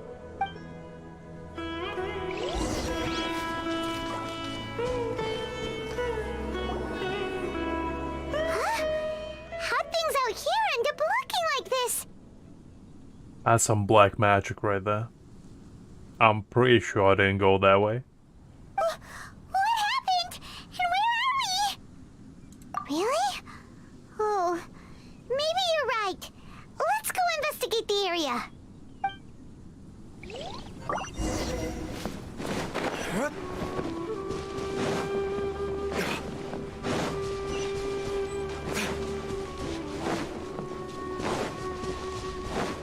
Wow, this place is huge. I knew there's something off about that cave. Let's think of a way to get over there and have a closer look. Who knows? Maybe we'll find a lead of some kind.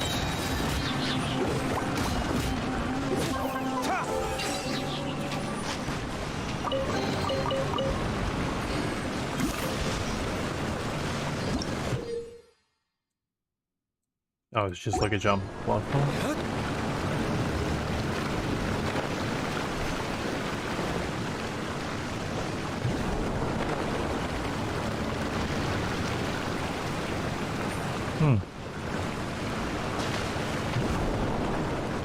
Oh, I see.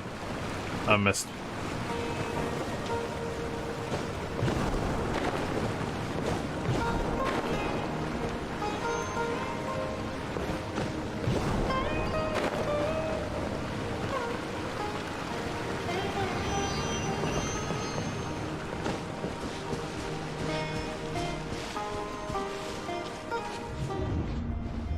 Whoa.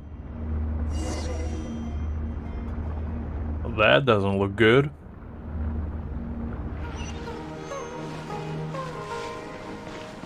That's some evil magic going on here, and I don't think I like that. Huh? What happened just now? Why'd everything around us suddenly change?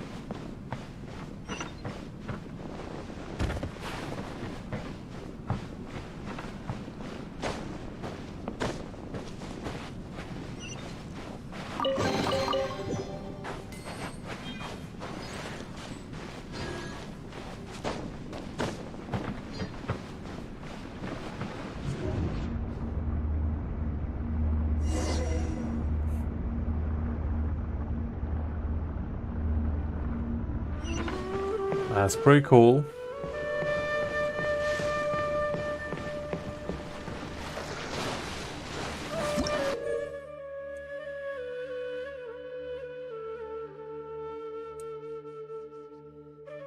I see.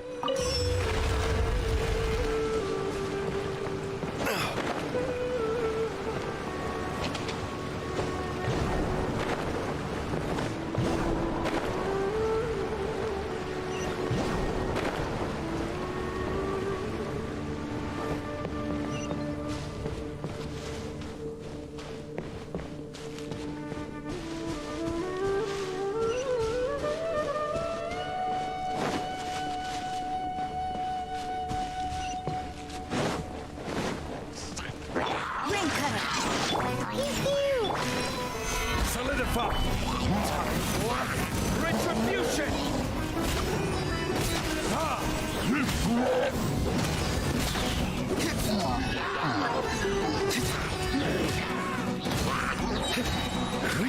Burn! Order guide you! Gather!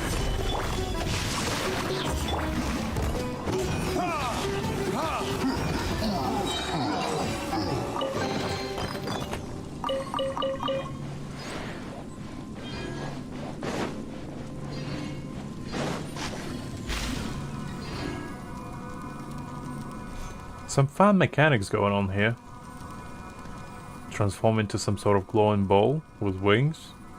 It's pretty nice.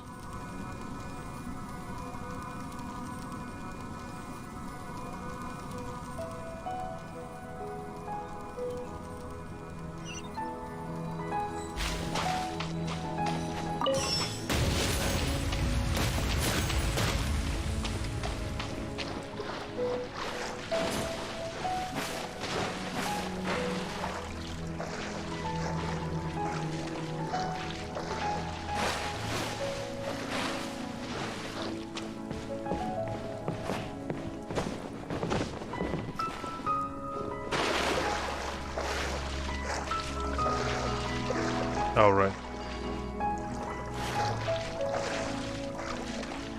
What do I give there?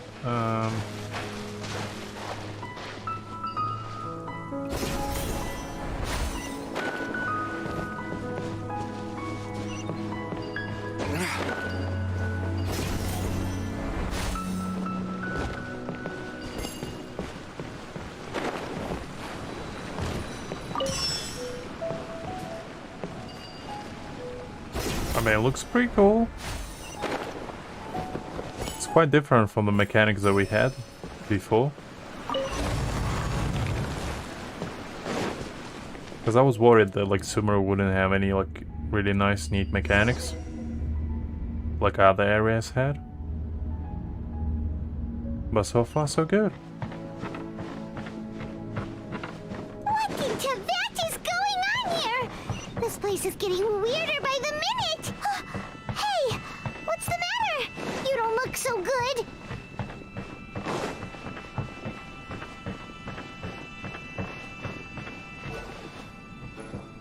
Oh, it's one of those puzzles.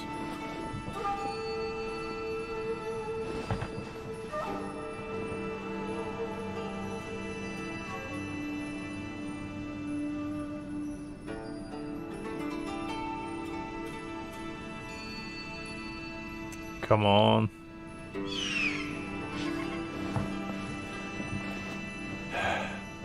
I was never good at these.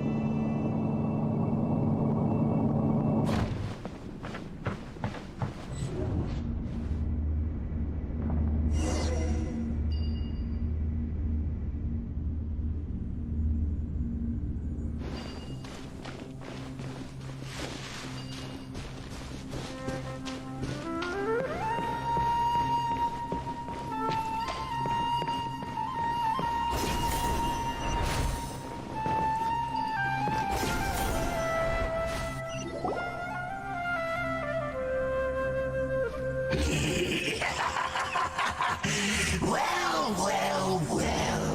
Looks like we meet again, traveler. You're the last person I want to see right now. The Abyss Herald! What are you planning to do in this strange place? Strange place. Plotting. You needn't worry about such things. They don't concern you.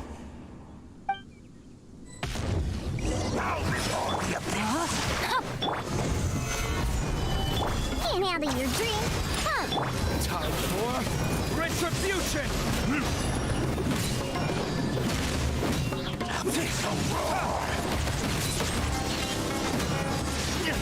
I hate these guys. Just because every time they show up in Abyss, it's so annoying to deal with. My sword. Solidify!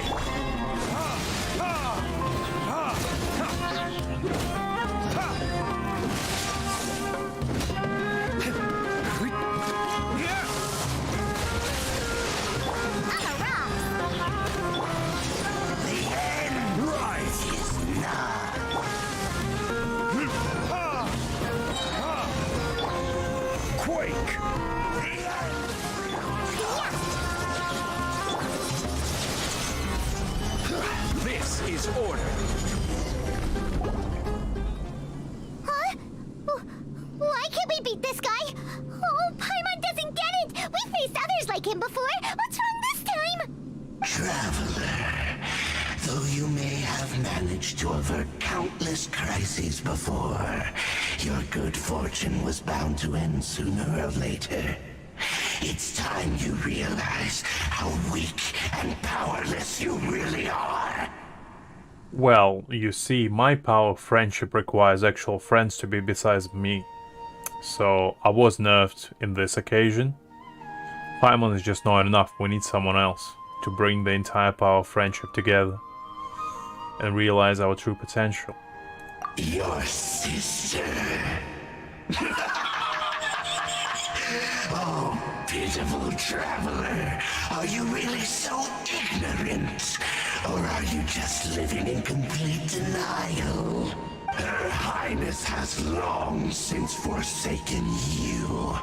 Your meager existence in her eyes is that of an annoying bug, only to be stepped upon. The bonds of love and family which drive you to find your sibling are utterly gone. Your journey is meaningless. But don't you fret now. Today will be your last. Now die! That was a bit too dramatic. Pretty sure I'm gonna clap them cheeks pretty hard. But if it makes you feel better.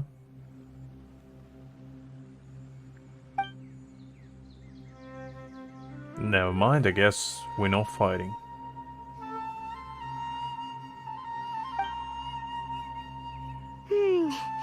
What do we do? We haven't seen Hypatia anywhere out here. Oh, there she is! Quick, let's see how she's doing. Ah, so sweet. Well, the good news is that she's still conscious. Hey, why'd you drop her food on the floor like that?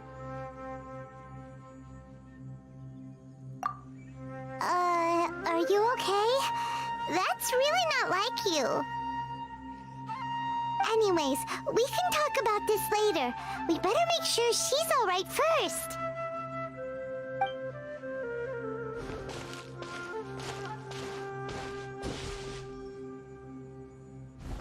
Whoa! Wait a sec. Look at all this fruit lying around her. We can put that to good use.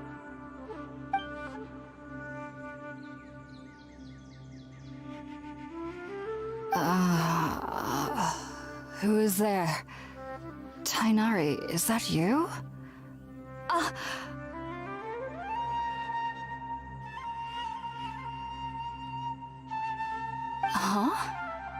It's okay. You can relax, Hypatia.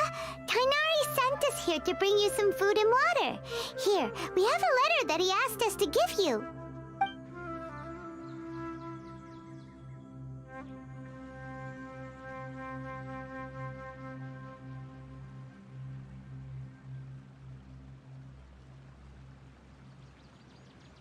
I see. So, you're friends of Tainari. I apologize for all the trouble I've caused you. I'm grateful that you came so quickly to save me. You even brought all this fruit.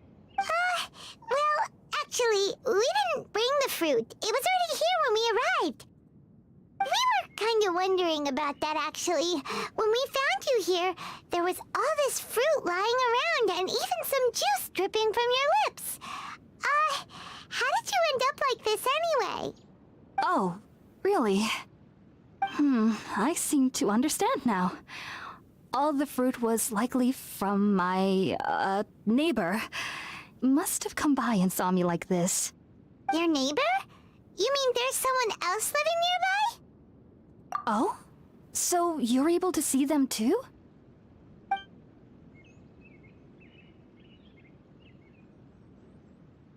Wait, hold on a second, Traveler. You say that before we arrived, you saw some mysterious creature and suddenly had a strange dream? Isn't that a little too crazy to believe? No, I actually do believe what the Traveler is saying. I myself had a similar experience once before and ended up scaring my timid little neighbor here. You needn't worry. They mean you no harm. They only dragged you into the dream because they hoped to buy themselves a little time in order to scurry away. So, Hypatia, just what kind of creature is your neighbor exactly? I'm not sure what it's called, to be honest. But I do know that they have some sort of deeper connection with the Dendro Archon. I know this because the first time I saw them was also the exact day my consciousness was able to form a connection with Irminsul. Even after I opened my eyes and stopped meditating, my heart was still pounding, and my mind was racing with all the knowledge that I had touched. And at that very moment, I suddenly noticed a small figure at the opening of the cave. In my curiosity, I began to walk over to the creature. They must have already been used to me living in the cave, because they didn't seem to mind me approaching them. They just kept doing whatever they were up to. It wasn't until I crouched down next to them that they suddenly realized that I could see them. Oh, and then? And then I had a dream. By the time I came to, they were nowhere to be seen. I was convinced they'd never show up again. But sure enough, I saw them nearby a few days later. And they weren't alone. I feel like they aren't as afraid of me as the first time I approached them. But I never would have expected them to save me. Yes, no doubt about that. By the way, Tighnari mentioned in his letter that you had questions for me regarding Irminsul.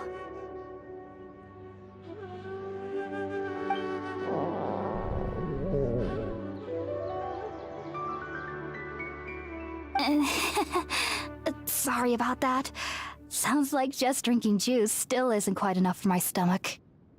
Well, if somebody hadn't dropped the food earlier... Anyway, looks like we'll need to prepare something ourselves. Besides, Paimon's getting hungry too. Let's eat first and talk about Irminsul later. Alright, we're up, Traveler. Today's menu will feature Sweet Madame and a radish veggie soup. You'll love them, Hypatia. They're our specialties after all. Sounds good. I've never tried any dishes from other nations before. I certainly look forward to it. It's been so long since I've had a decent meal, too. To be honest, the last time had to be when Tighnari came to visit.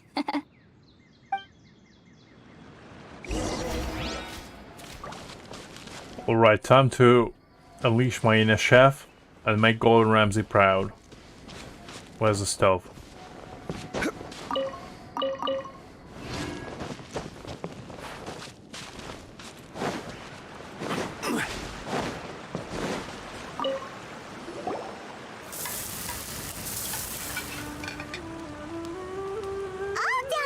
Let's use the empty box that Tighnari gave us since we already washed it. Oh, it smells amazing. And the box is a nice touch too. Let's go serve this up and start eating with Hypatia.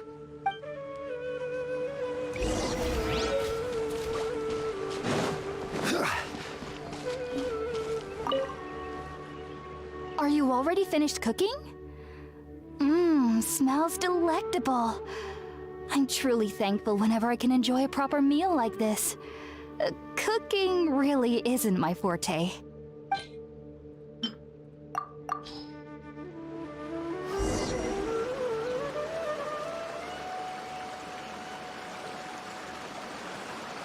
Even though everything you mentioned was in Tighnari's letter, it's still hard to believe you were able to connect with Irminsul immediately after smelling Spiritborn eel for the first time. It took me nearly 3 years before I could do so. And everyone at the Academia even lauded me as a genius. You should know that some researchers spent their entire lives without ever successfully connecting with Irminsul as you have. So why does this incense allow people to connect to Irminsul? The ingredients used to make Spiritborn ale primarily consist of plants created by Greater Lord Rukkhadevata. These special ingredients are conducive to heightening our senses to the Dendro Archon's power. Since the root of the Dendro Archon's power lies within Irminsul, we can occasionally tap into her powers to peer into the depths of the earth. Naturally, anyone who can establish a connection with Irminsul in their first ever attempt must be a person of great understanding. Makes sense. But Paimon's got a question. Why was he sensitive to the smell of those plants for such a long time? That was primarily due to his body's unique constitution. Stimulated by the incense, he could perceive the Dendro Archon's power and experienced a sensory overload, hence the adverse reactions. Taking in any scent similar to the ingredients of Spiritborn ale would cause adverse effects. Not to worry, though. It appears you've already fully recovered. Technically, your body should still be sensitive to the powers of the Dendro Archon, but unless you're using intentional meditation techniques, the scent of spirit-born ale should no longer trigger such reactions. Whew. Well, that's a relief. I must admit, I am quite envious of your abilities. Even if it meant suffering from pounding headaches for the rest of my life, I'd consider it worthwhile so long as I could connect with Irminsul at will. Whoa, you're really serious about this whole thing, aren't you? I am a researcher after all. As a member of the Ritaoist Darshan at the Academia, my main area of research is the stars and their connection to the fate of living beings. But there is still so much we don't know, especially regarding the mysteries that lie in the starry skies. Which is why I must turn to the all-knowing Irminsul for answers. If only my perception wasn't so limited. Unfortunately, I cannot guarantee that my every attempt to attune with Irminsul will be successful, or that doing so will leave my consciousness intact. I am currently in the stage of training known as Satyavada life.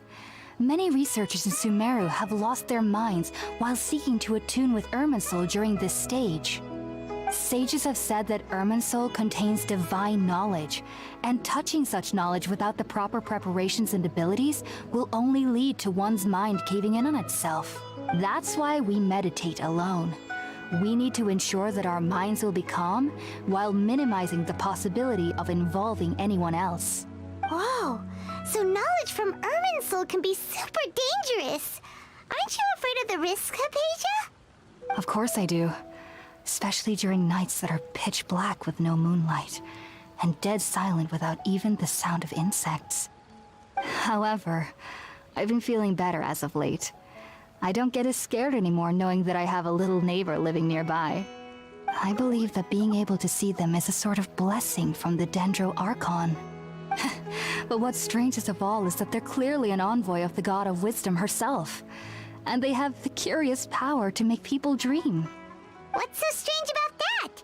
It doesn't sound so out of place for a divine being, does it? Well, it's strange because nearly nobody in Sumeru can ever dream.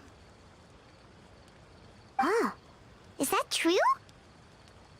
Yes, well, to an extent. Only children can dream in Sumeru. Adults, however, never do. That's pretty strange. The sages say that wisdom implies rationality, but that which occurs in dreams is often neither rational nor logical.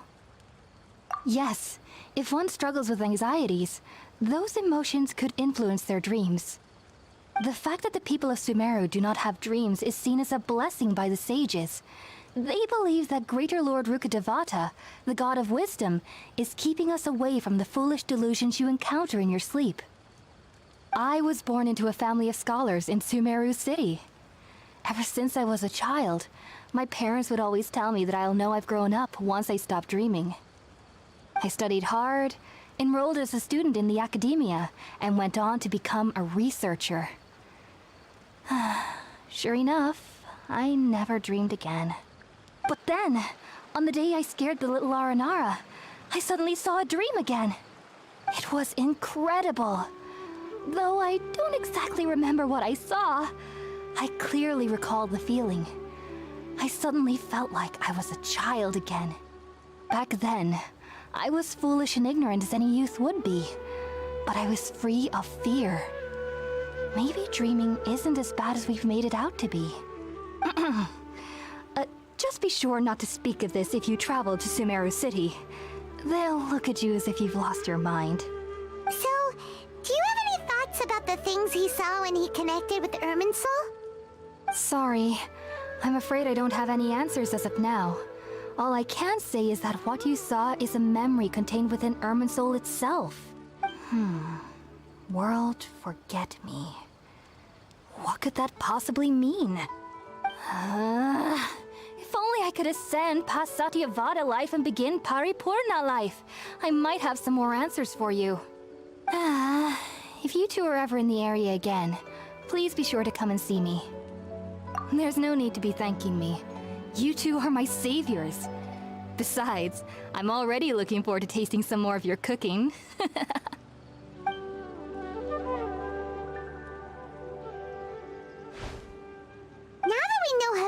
is all right and had the chance to ask her some questions, Paimon thinks it's about time to head back to Gandharvaville.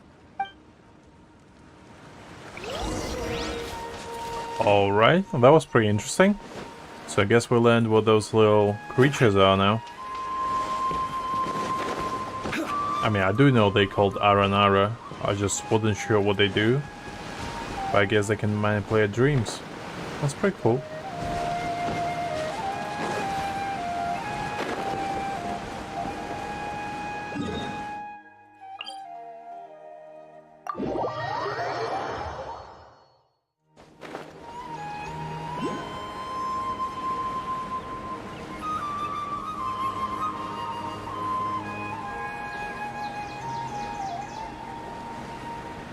I really like the flute. It's quite calming.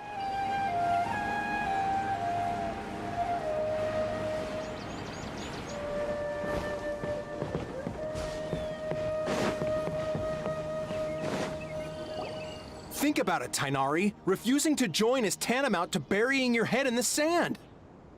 I understand that you're a forest watcher and that it's your duty to combat the effects of withering zones. But isn't it evident that such work is not a lasting solution to the problem? As Sage Kage clearly stated, your presence and guidance in Sumeru City is pivotal in finding a cure for Irminsul. How could you possibly refuse? Keep your emotions in check, Gulam. Let's at least listen to Tainari's reason for declining. We're here to invite him to the Academia, not to cause a scene. Sage Kage, I am truly honored that you came here in person, but I'm afraid I must still decline your invitation. I am merely a forest watcher. How could the great minds of the Haravatat have any need of someone like me? Well, it turns out that your refusal letter had some implications on your master's reputation. He is a renowned sage of the Immorta, after all. So now I've come here in his stead. I see. Huh. And I figured that given his temper, he would come here and berate me personally. Tainari, your master is an integral part of this effort, and now he requires your assistance. And what exactly does my master need of me, Sage Kage? You'll know once you've arrived in Sumeru City, that is. And how long will I be required to stay? There's no definite answer as of now. Do you mean to tell me that despite coming all the way here to Gandharvaville, you still can't answer the questions I laid out in the letter to my master? If that's the case, then I'm afraid I cannot give you a definite answer either. Tainari, but you... So be it. Come, Gulam, we're leaving.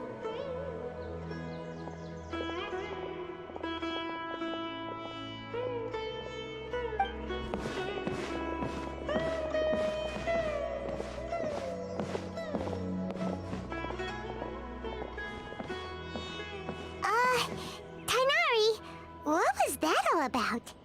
It's nothing. Some people from the Academia wanted me to go to Sumeru City to assist them with a project, but I had to refuse on account of all my responsibilities here. But all that can wait. How did things go with Hypatia? It was quite the eventful trip, but the main thing is that she's safe and sound. She answered a bunch of questions for us, too. Very good. Now that the traveler has made a full recovery, there shouldn't be any reason for you to tarry here longer. I assume you will be heading to Sumeru City, correct? That's right! We want to meet Lesser Lord Kusanali and ask her for advice. Do you have any idea on how we can find her? Sorry. I'm afraid I don't have any advice for you there. Well, do you at least know anyone we can try asking in Sumeru City? Let me think. My trips to Sumeru City have been fairly short, and most of my acquaintances are researchers. How about this? I'll write you a letter of introduction that you can give to a researcher I know. He's from the Immorta Darshan and is adept at gathering information.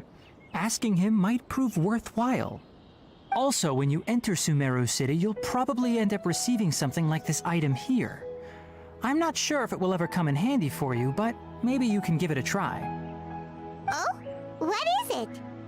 It's called an Akasha Terminal. It's a tool produced by the Academia that utilizes the legacy of Greater Lord Rukkhadevata. Some say that this very item is the basis of Sumeru's reputation as the City of Wisdom. Needless to say, this device and its usage fall under the Academia's expertise, so I'll leave it to them to show you how to use it. Great! Next up, Sumeru City! But wait, before that... That's right! Tainari, we have something important to say to Kale before we leave. Is she doing better now? Yes, she's doing much better. After being confined to her bed all this time, I thought a little walk would do her some good. Last I saw her, she was taking the path towards the North Crossing. She knew you two would be leaving soon, so she must have wanted to see you off. Thanks, Tainari. All right, let's go! Farewell, and good luck to you both. Alright, I guess we're going to the main part of Sumeru now. Let's go say our goodbyes to Kale. I've been waiting for you two.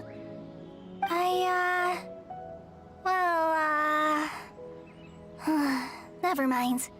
I guess I should just wish you two a safe and successful journey. Thanks for waiting here just to see us off, Kale. We're headed to Sumeru City. Don't worry about me. I can take care of myself. My condition won't be getting in the way of my duties. I want to be a forest ranger after all. It's up to me and the others to protect the rainforest here. And, I'm sorry. I should have told you both about my condition when we first met. I just wanted you two to treat me as a normal friend, not some girl that needs your sympathy. But I guess now I understand that the most important thing is for friends to be genuine with one another. There's no need to apologize, Kale. We should be thanking you for trusting us enough to be your friends and sharing your past with us. We're probably still gonna worry about your condition, but that's because we're friends and we care about you.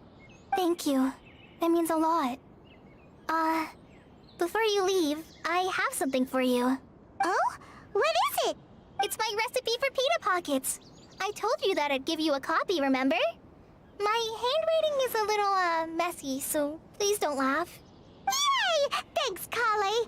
Now we can eat those scrumptious little pitas whenever and wherever we like. I hope that whenever you eat them, you'll both remember your time here in Gandharvaville. Well then, I, trainee Forest Ranger Kale, bid you both farewell. Please visit Gandharvaville again. The Rangers will always be ready to assist you here. Alrighty. That was an interesting trip.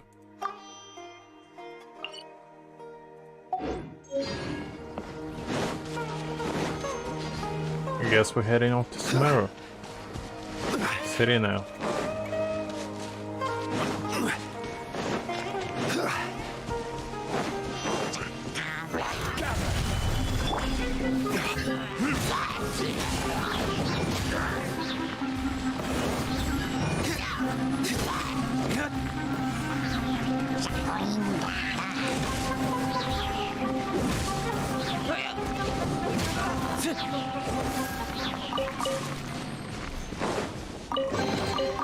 I suppose this will do.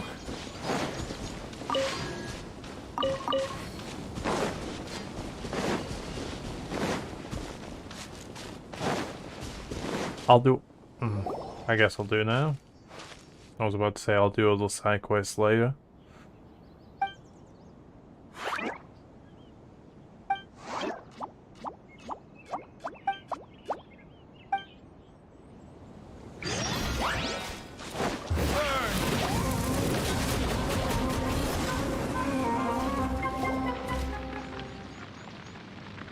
Oh, you were a big help. Thanks. As you can see, I'm a forest watcher here. As for my name, it's Rana.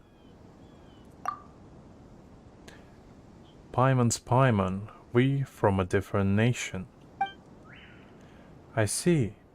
You aren't dressed like inhabitants of the forest, nor do you look like you from the desert. but your clothes do have good breathability and are suitable for traveling in Sumeru. Huh? Since Reina's a forest watcher. Oh, you know Tanari?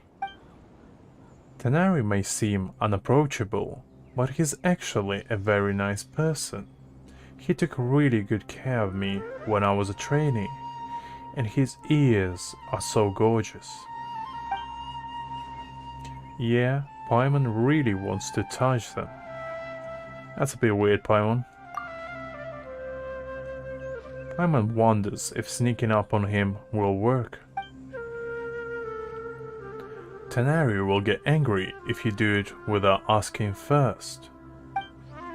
It probably will, but his ears are so glossy, and I can't help wondering how they feel.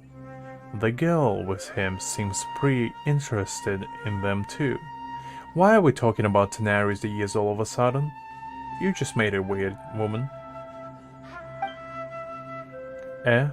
Reina, are you talking about... Is it Collie? Huh? You know Collie too? Collie hasn't been very well, but she still works hard to protect the forest and eliminate the withering. Everyone's worried about her. Anyway, a forest watcher's duty is to protect the forest, assist travelers, and provide guidance. As the two of you might have noticed, lately the forests have been less than ideal.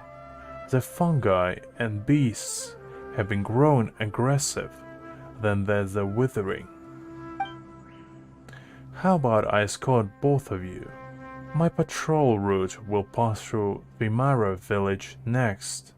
It's smooth sailing from there to either Port Osmos or Sumeru City. Sure, let's go. Okay, I'll keep both of you safe.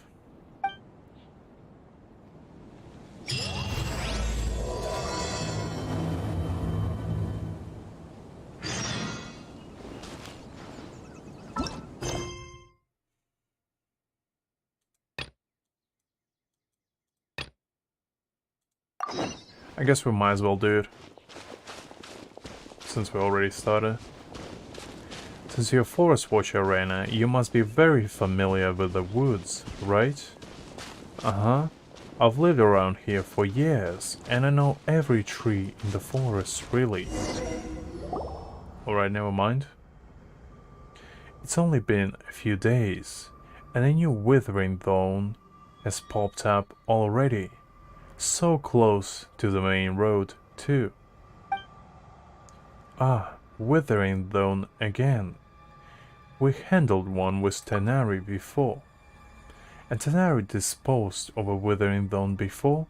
I won't go into how dangerous it is then. Regardless, let me mark down the location and radius of effect for now. After I take you to Vimara village, I'll go to Gandharva villa and bring Tanari over to help. No need, Reina. Just leave it to us. No way, the withering zone is lethal. Even veteran forest watchers wouldn't approach it unless it's absolutely necessary.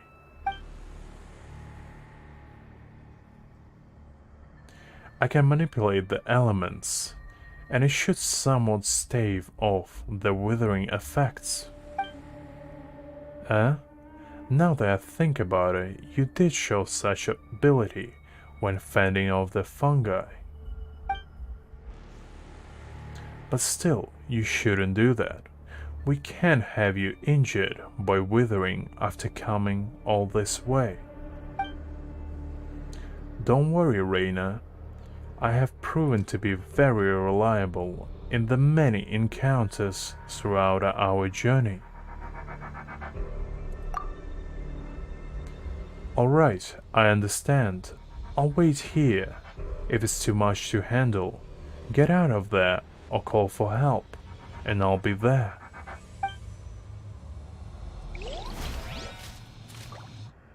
I'll wait here. If it's too much to handle, get out of there or call for help, and I'll be there.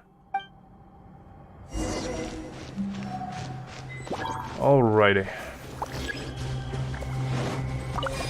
Let's deal with this.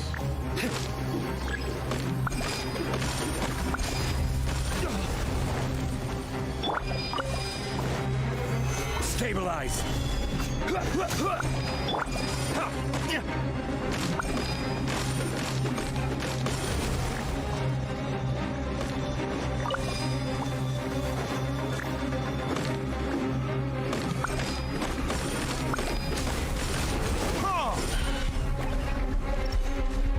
Rain outlines your... Think you can pull it?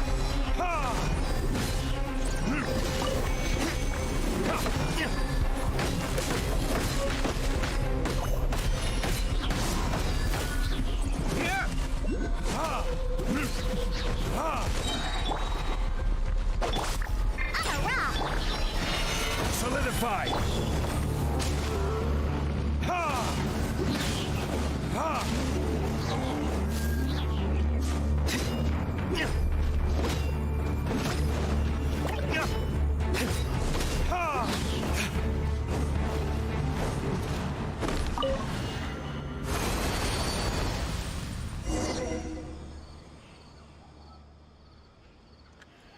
I'm impressive, right? You're amazing. Incredibly amazing. You're getting too excited, Reina. Pardon me. Okay, so I wonder if you guys are interested in joining us. I can vouch for you both. It would be great to get powerful, dedicated people like you and Paimon on our side. With you guys, we can better control the spread of the withering. Sure, you're probably not familiar with the woods, but that shouldn't be too much of a problem. Oh yeah, speaking of the forest, Paimon's got a question. Do you remember the wondrous creatures we saw before? Wondrous creatures?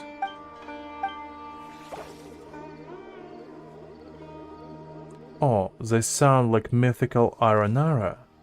Small, round, land like fairies. They are denizens of the woods and guardians of the trees. But we generally dismiss them as just a tale. You sure those weren't just some shroombos you saw? Shroombos? Yeah, that's an animal you'll see only in the forests of Sumeru. They are round, green beasts. They live in the forest. We'd use them to find precious mushrooms. Anyway, in all my years in the woods, I've never seen an Aranara. However, you can ask the kids after you get to Vimara village. They seem to be very into the legend of Aranara. Although children always try to hide their thoughts from adults, you can read their minds like a book. Hey, that's because we're buddies and know each other very well.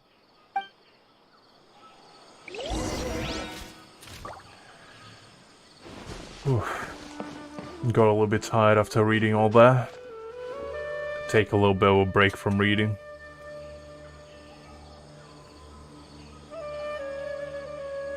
But yeah, the story so far was pretty cool.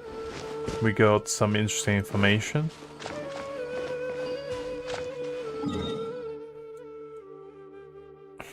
I guess I'll start doing dailies and then we might come back, just so I don't need to read for a little bit, because my throat hurts a bit. And then we can come back to the story again. But yeah, so far my thoughts on like Sumeru story is that it's pretty cool. We got some interesting developments on it. We learned about Iron Arrows a little bit. And about Dendro Archon, which is pretty cool.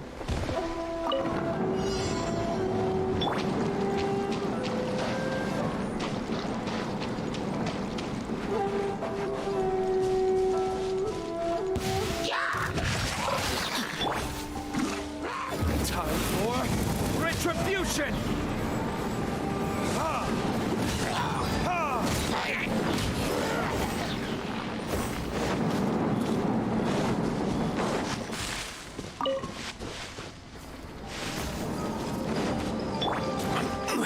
I will have order. No, my sword!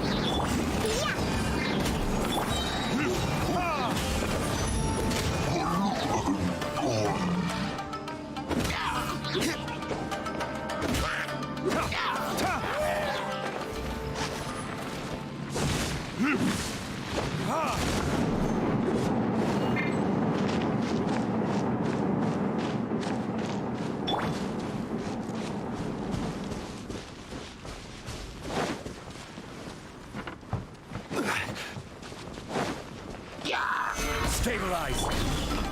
Diana Special on the rocks.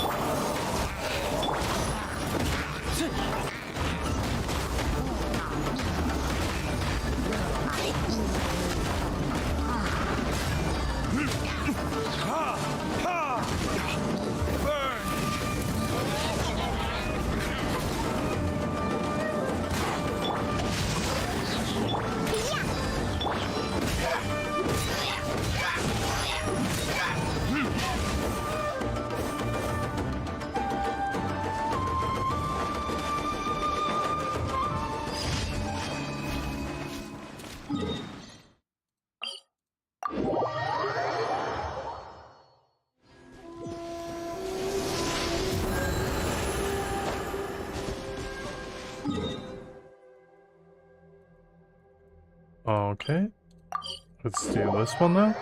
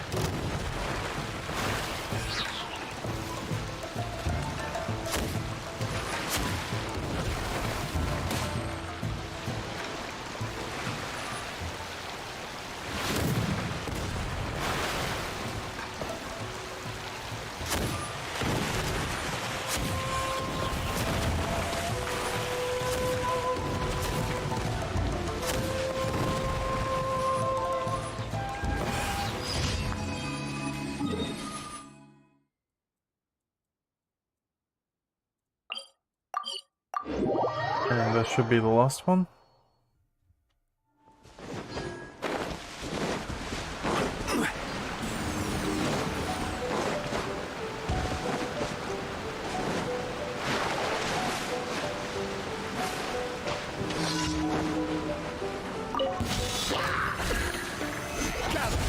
Order guide you.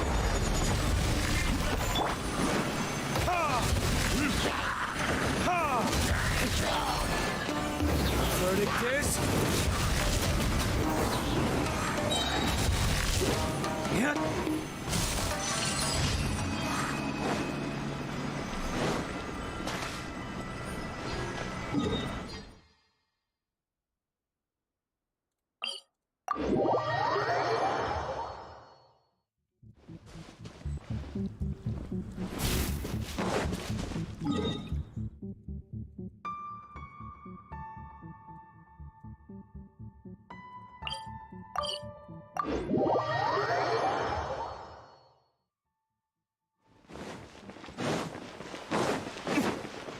Ad Astra.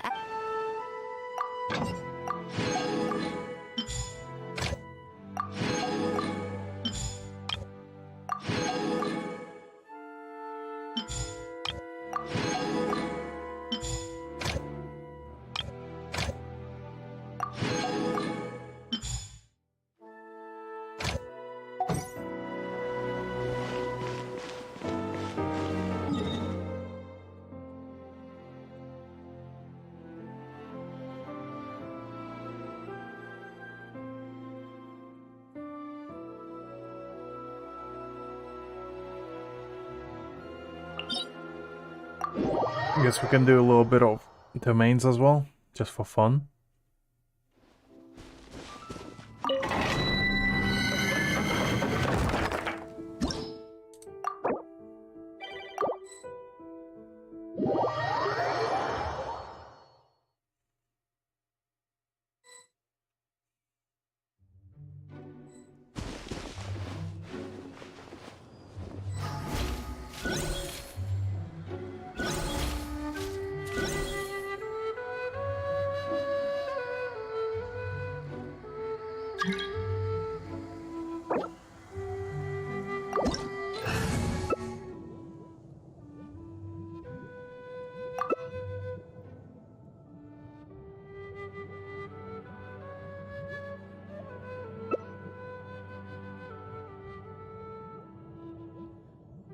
Oh, ow!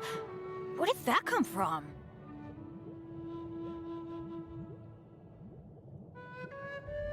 You should really bring the Knights of Favonius with you next time.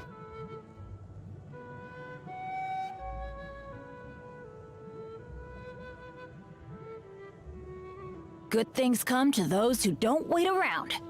That's what they say anyway. Knowing my luck, the opposite is probably true for me.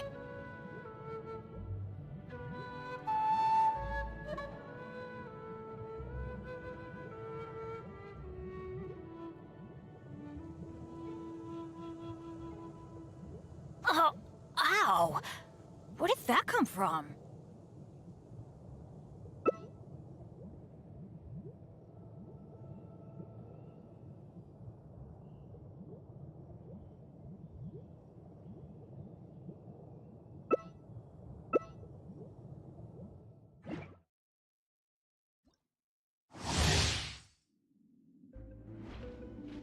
Alright.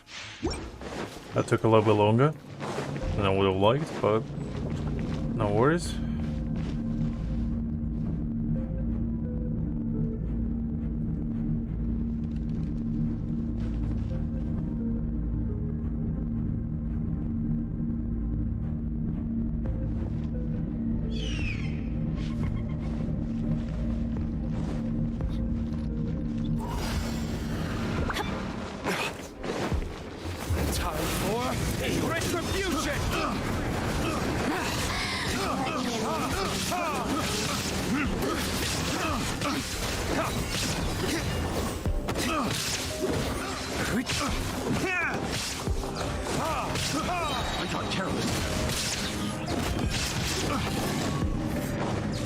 Over here!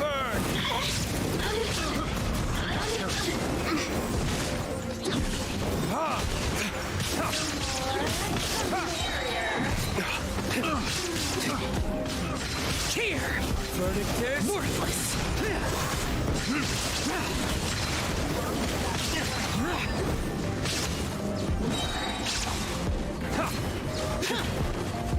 Time for retribution.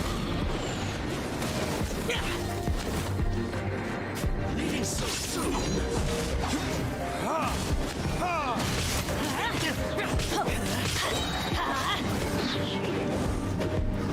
Stand back!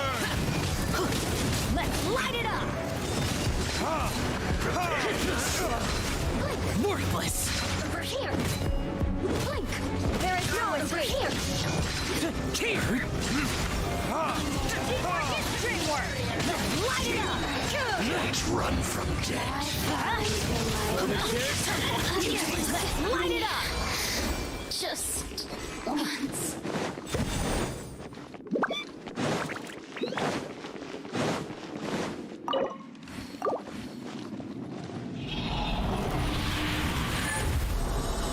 It took a little bit longer than I would have liked, but I guess our team is a little bit underleveled.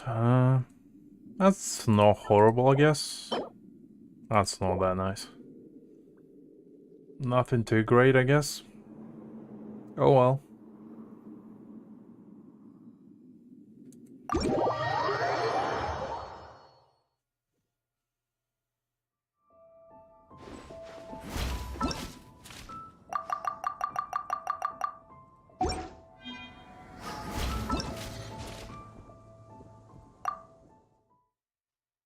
I guess I'll try to find somebody else, because the team is a little bit too low on taking it.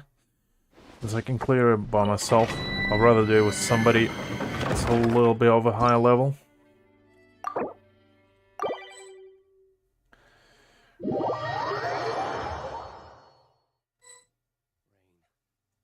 If only you could cleanse the corrupt souls of this world.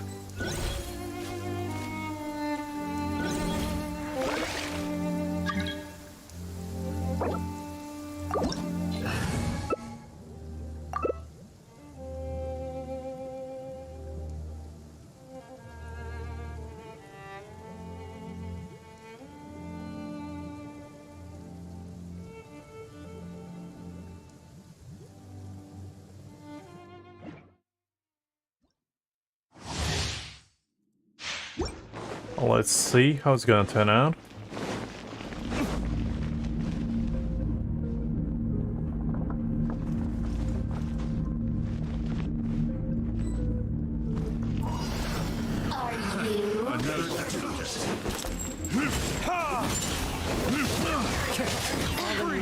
Adorn my wind!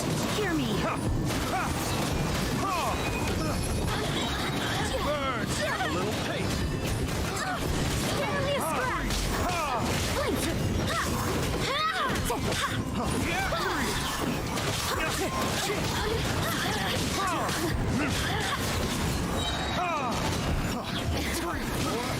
Retribution! Swear by my soul!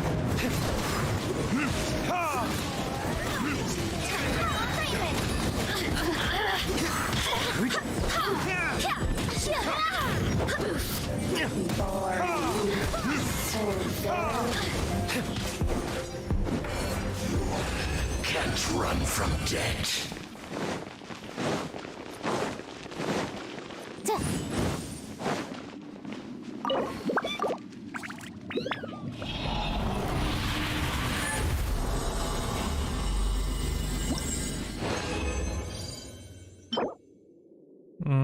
Not really that good.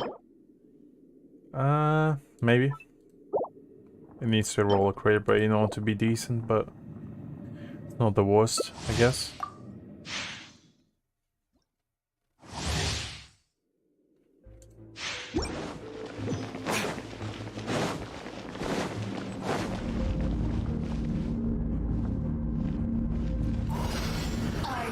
Another dues. Verdict is... Wind, hear me!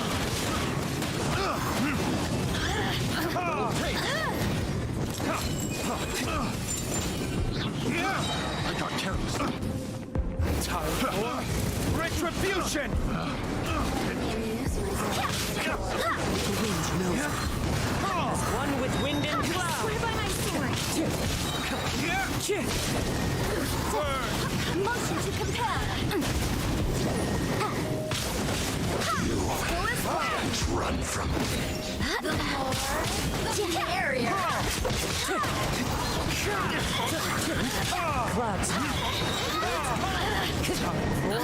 Retribution! Get me going.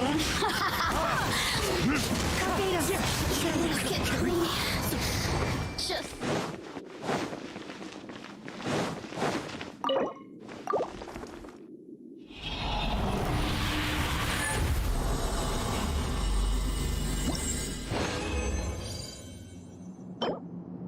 Ooh, that one is not too bad for like... Well, actually, I guess I'll keep it, but usually HP goblets are not that useful. For a second saw it was Sans, that's why I got excited.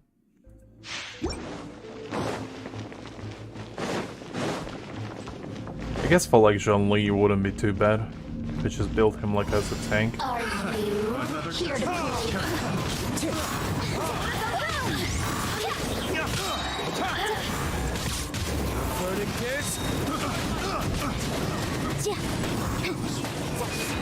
Have a little taste. I got careless. Burn! Prepare. What about my sword? Picked the wrong time. As one with wind and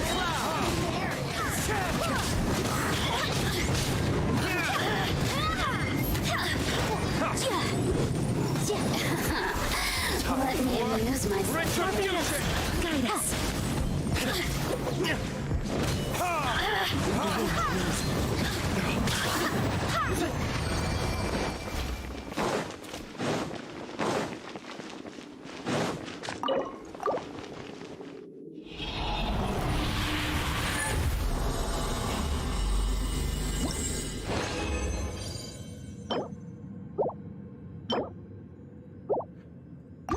Didn't get nothing too great today, but oh well.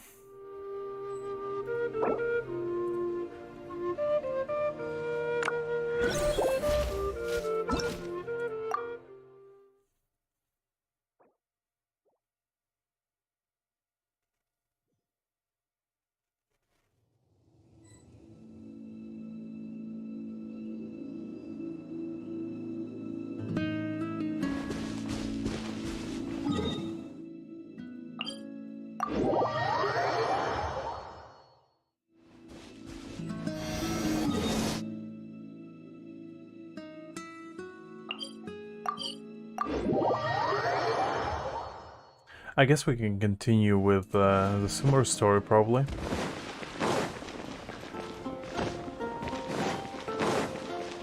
Ad Astra. Thank you for complete.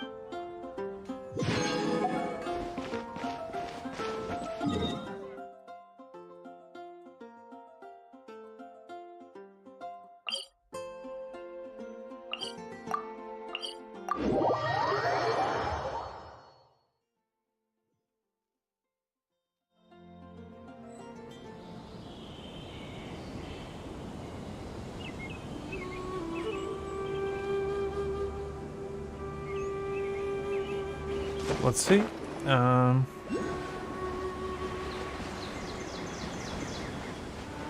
guess I'll finish up the side quest that we just go. This one. And then we'll do the main one.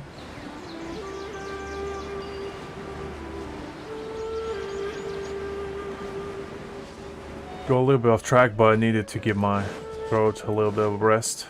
Because it was a little bit sore from reading.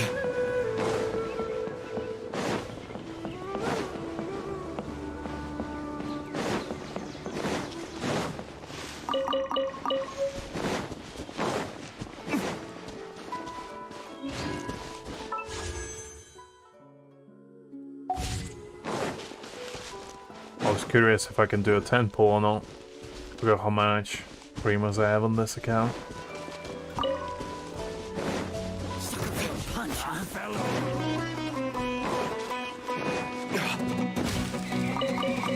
Oh, that's a pretty weird ball.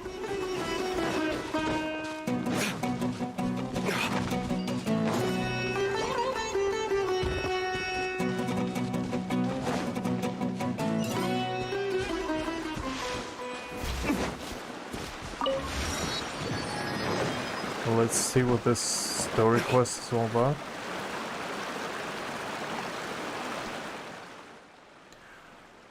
I'm back, Grandpa. I don't know how to pronounce it. I'm just gonna call him Ama. Rana, you know the job of a forest watcher is important, but you should come around more often. Yeah, I know. I patrol the forest so that those tiger cubs can hang out in the woods safely. It was just a mess right now. There are tigers in Vimara village? Tiger cubs refers to Ayadam and his friends. By the way, your voice, I don't think I've ever met you. Do we have visitors? Oh yes, Grandpa Ama. Those two are...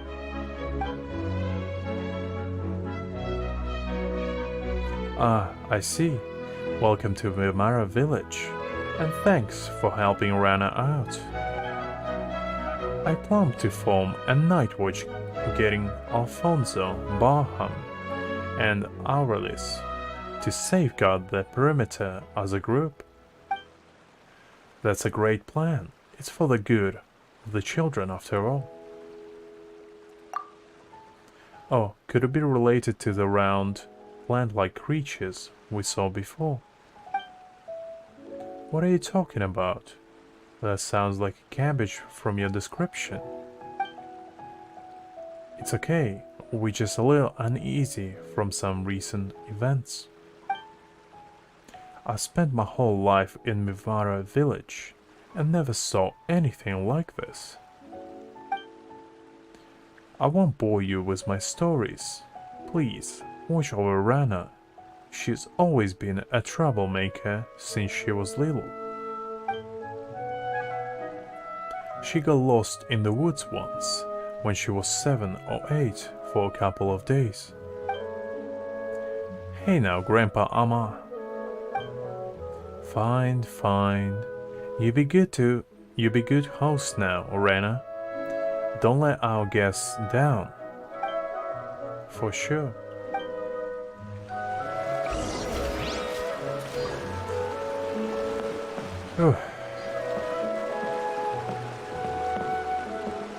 I'm not used to reading so much text at once.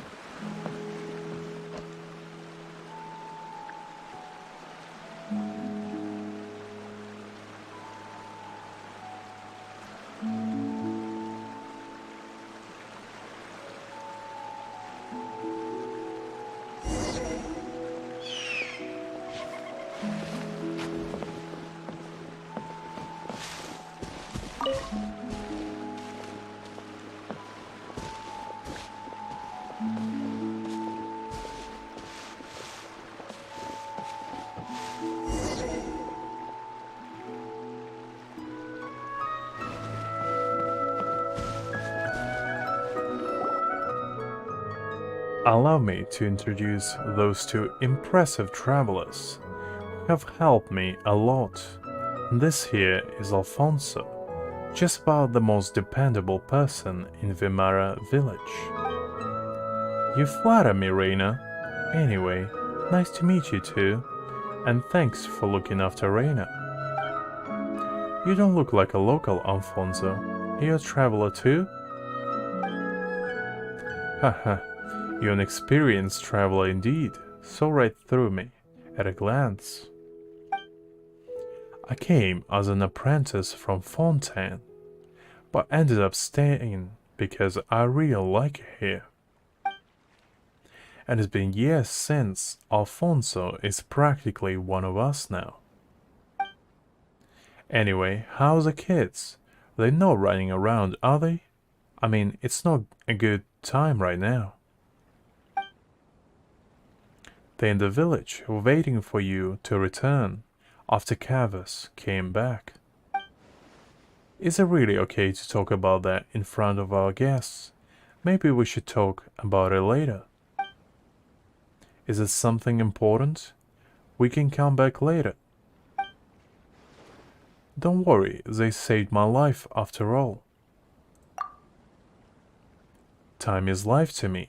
You saved me time, so you saved my life. Anyway, some of the children in Vimara village have gone missing recently. This is a very serious problem. Have you notified the sheriff in Sumeru city yet? Is there anything we can help with?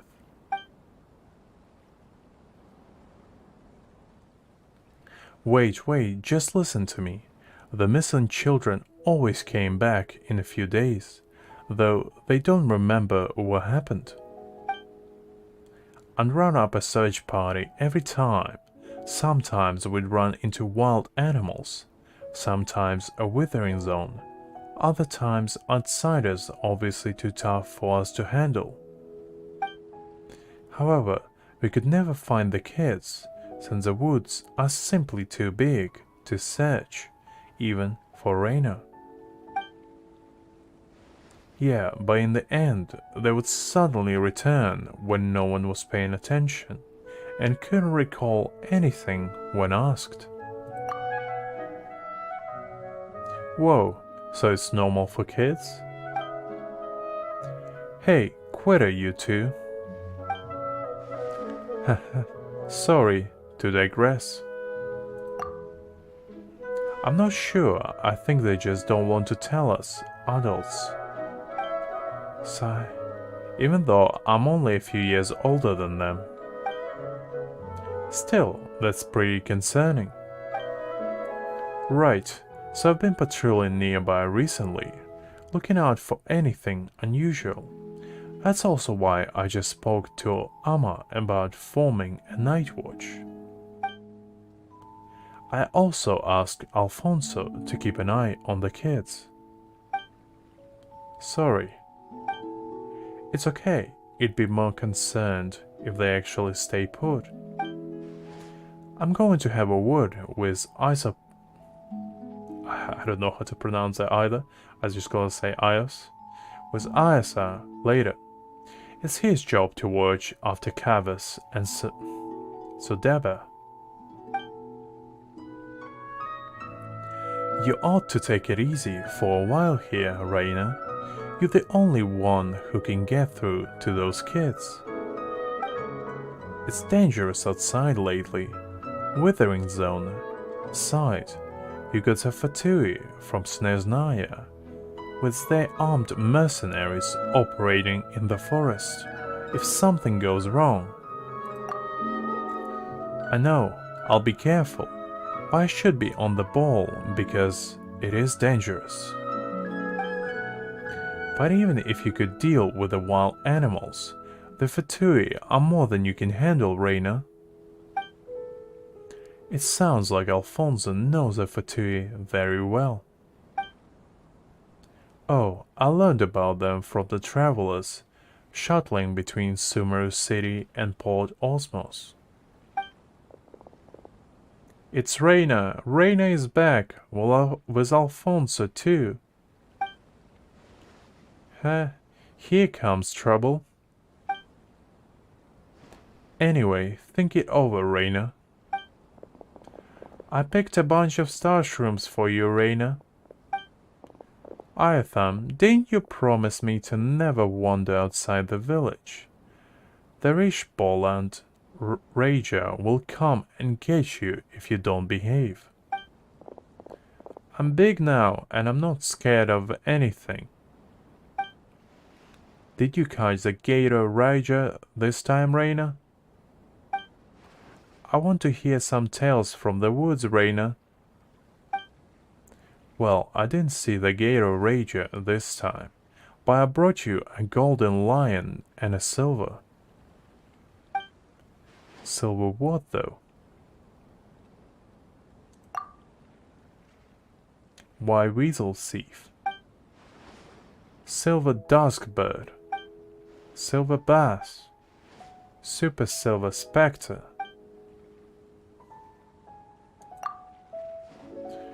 Alright, stop picking on them. And Paimon are my friends. Paimon's not going to get mad at kids. Regardless, you know a lot of animals. That's right, Reina would tell us stories every time she's back.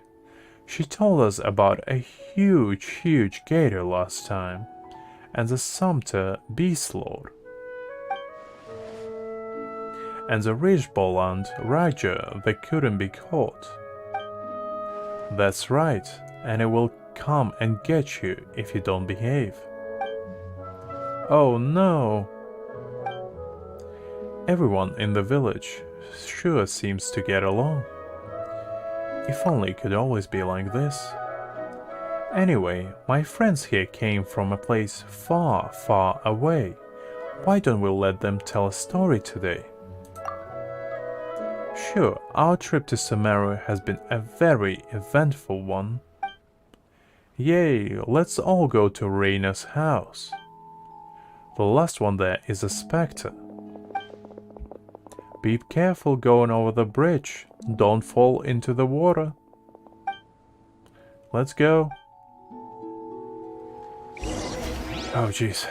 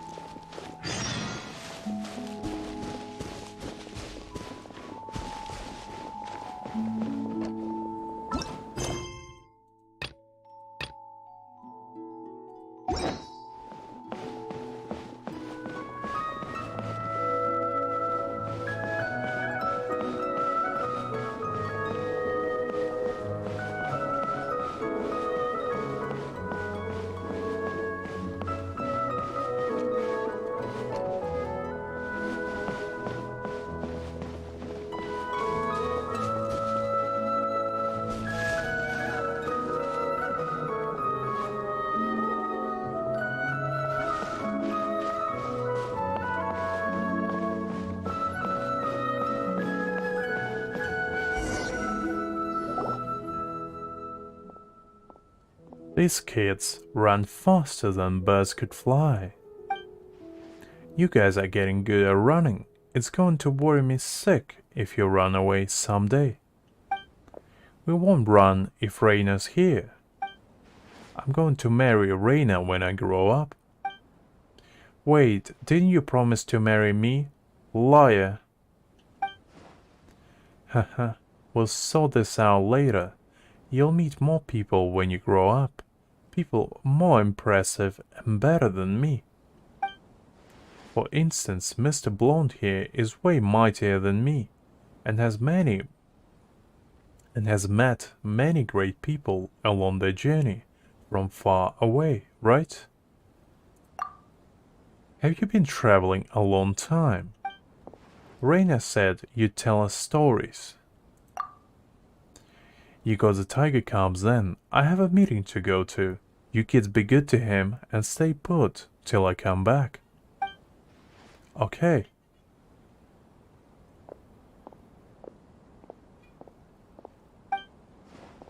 Alright, on to the stories. You eye them, right? What story would you like to hear? Stories about dragons. Alfonso said they are ancient and very powerful. Sea monsters. I heard there's a lot of big monsters in the sea. I want stories about a distinguished lady who is smart and powerful.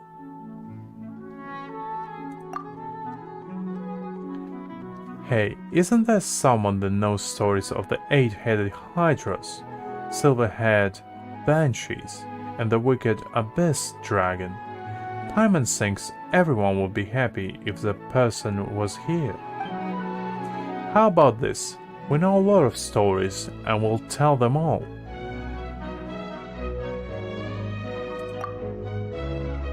True, these kids might know things adults don't, and about how they went missing.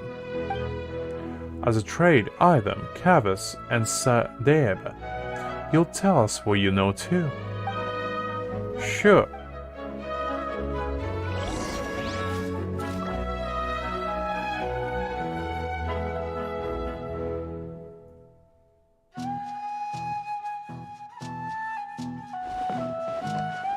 All right, children. Let me tell you a story. What story would you like to hear, Sadea? Any story will do, but I'd like it to have a distinguished lady who is smart and powerful. When she doesn't have to be a distinguished lady, but the character's got to be determined and loving. Like Princess Cinnamon, who left her palace with a tiger in the fairy tale. Well, Paimon knows several ladies who fit the description, but somehow they all have connections to Electra. Electra is good, it makes plants stronger and bear more fruit. You know a lot, Sadea, so where should Paimon start?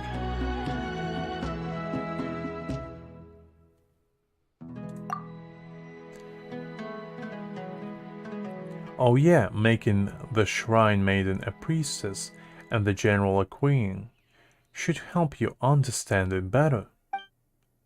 Are they both distinguished ladies? Yeah, they both are. I mean, Yaemiko and Kujisara are pretty much as distinguished as it gets. Once upon a time, in a kingdom far away, there was a very beautiful and powerful queen.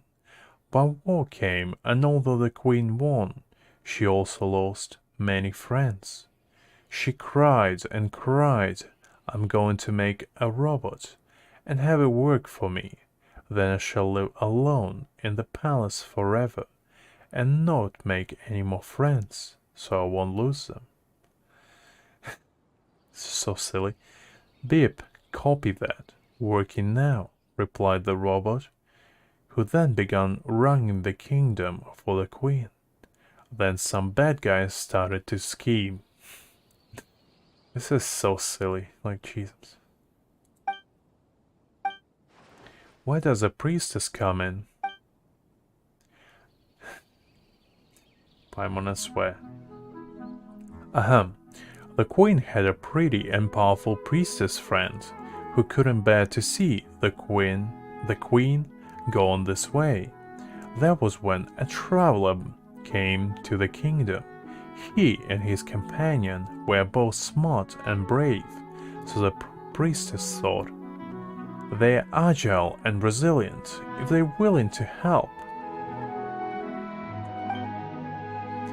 Paimon tells the story of the queen and the priestess, both of whom are distinguished ladies. In a way, they really engage the kids. In the end, the lonely robot was still working hard, but that's another story. Everyone was so awesome, even though the traveler wasn't a distinguished lady. He was still strong. That's what I want to be when I grow up.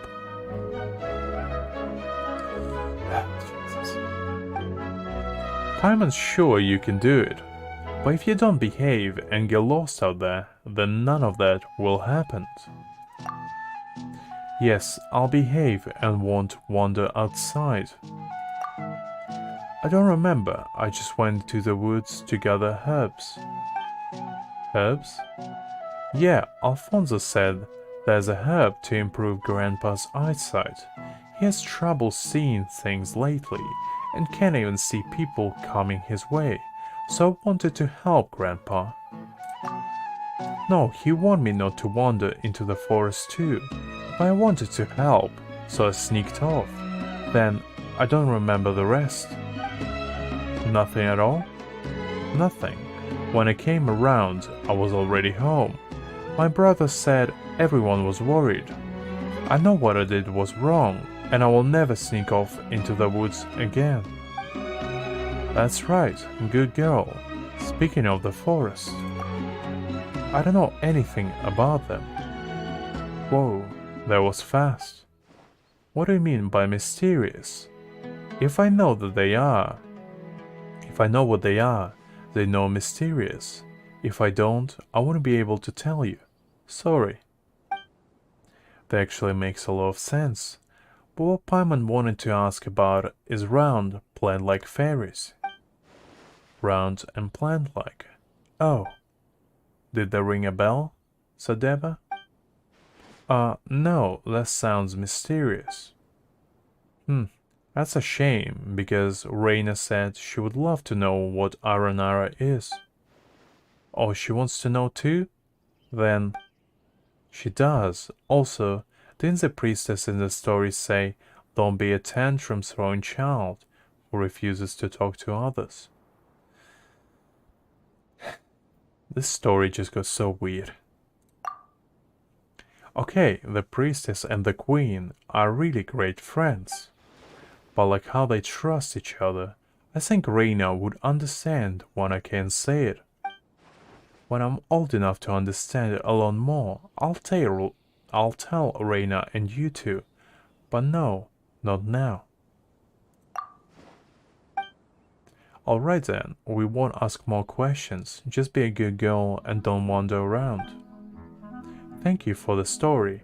I love it very much. I'm going to be smart, pretty and strong, just like the priestess. Then I'll marry Reina. Jesus. I swear, these kids just need to relax. I kinda don't want to do it anymore. So much text and I'm not really in the mood for reading. So I might just leave it for later.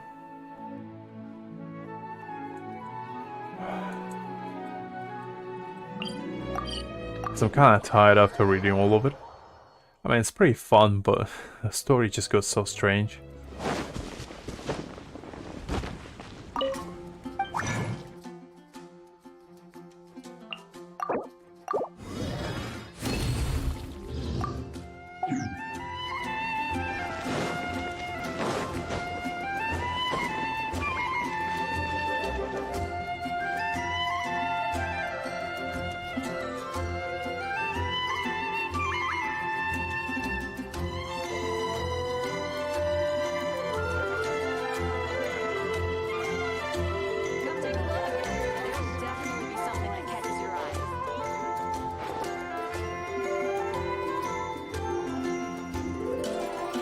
It was fun, at least. We learned some cool stuff about Sumeru.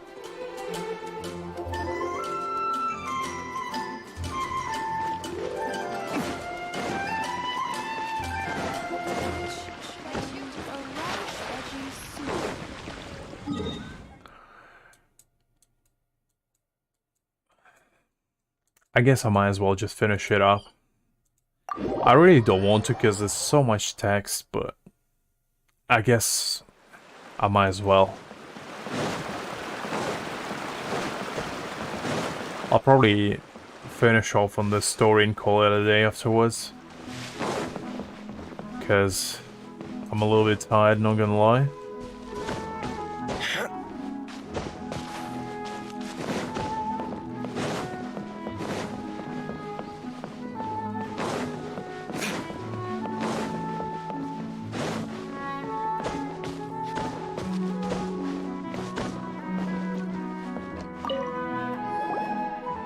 Sea monsters. I heard there's a lot of big and peculiar monsters in the sea.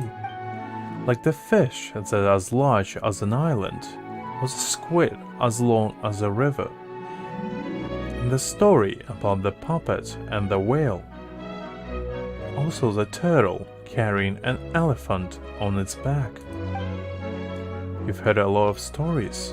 Why the interest in the sea monsters? When I grow up, I want to be a sailor, going on 7 voyages and discovering uncharted islands and lands. That's why I want to learn about sea monsters.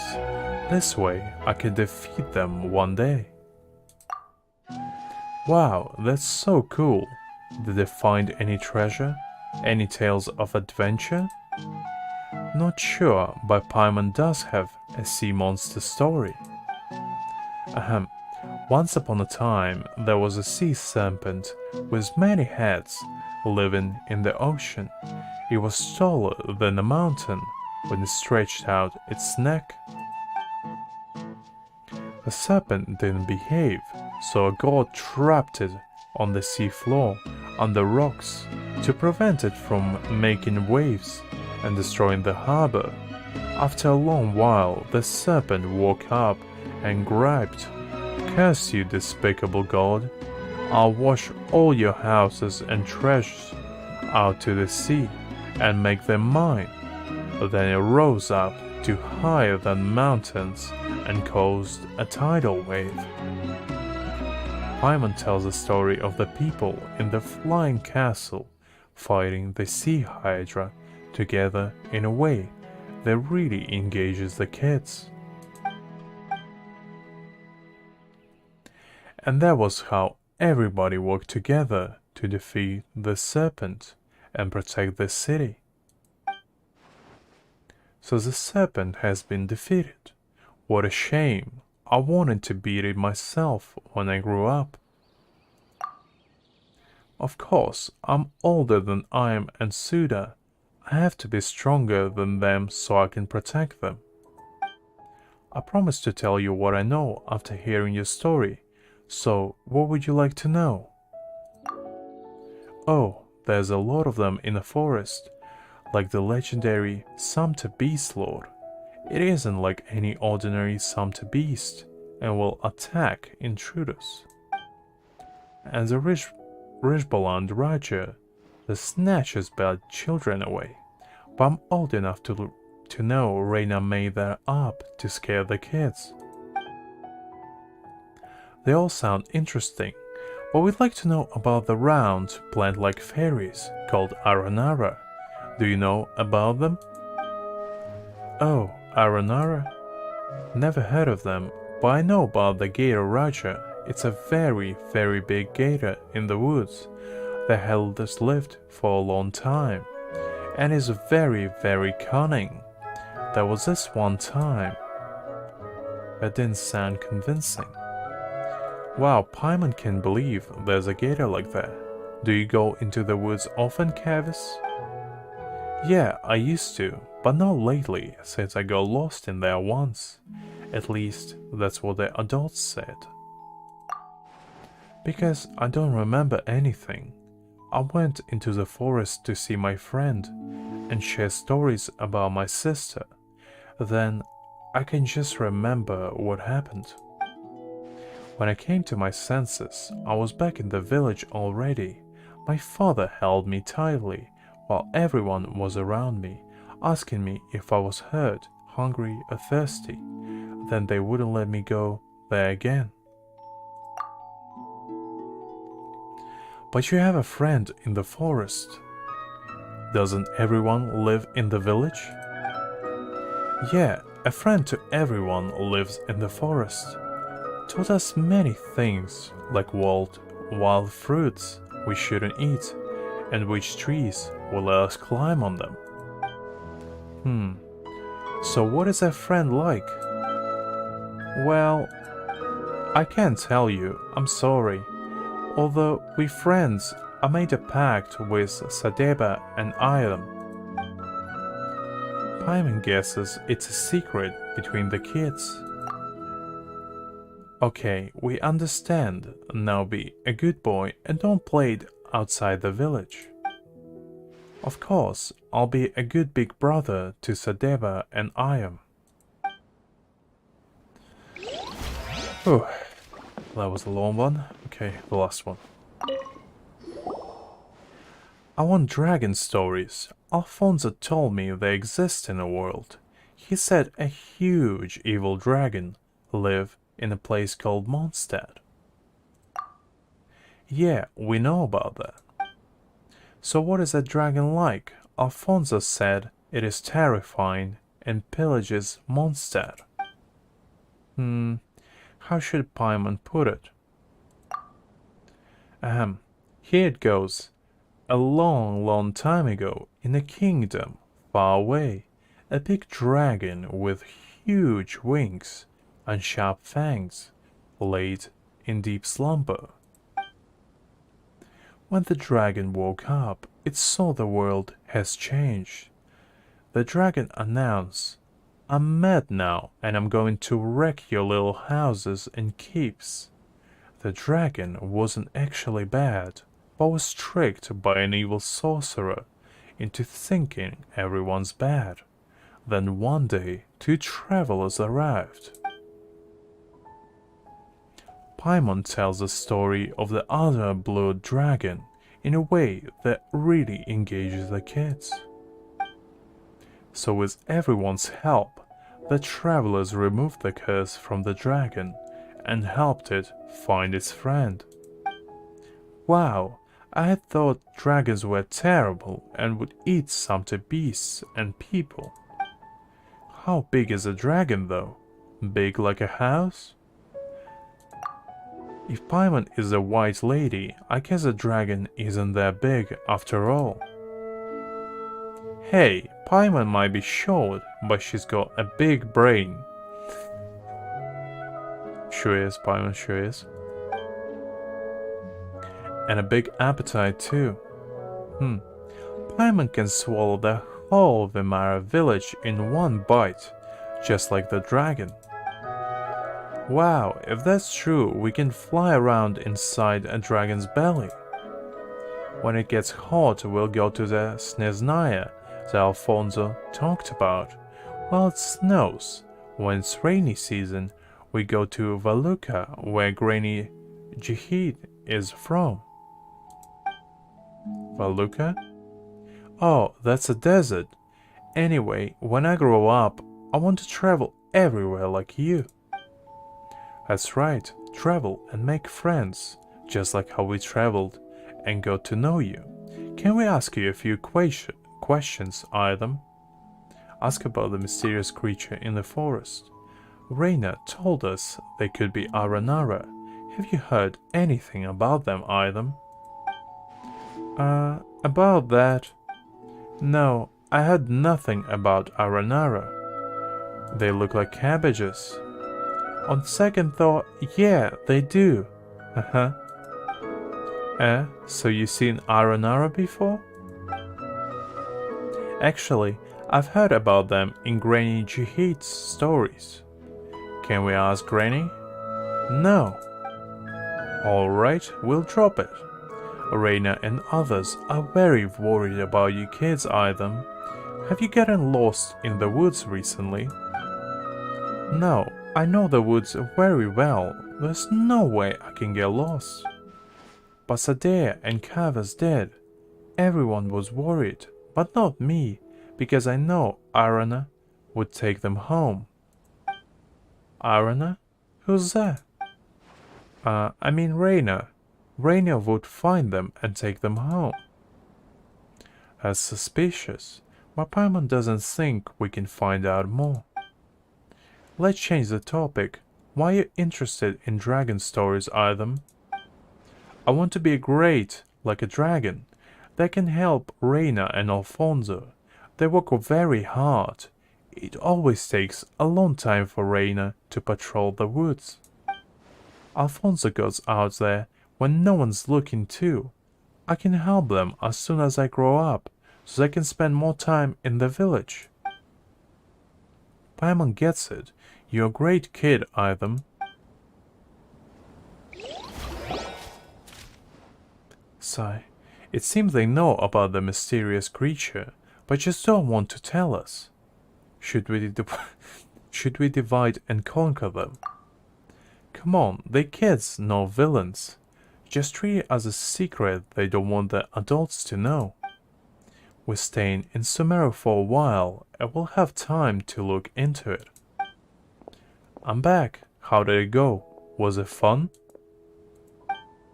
It was fun. They told us the story. Dragons actually don't eat people, Reina. Oh yeah?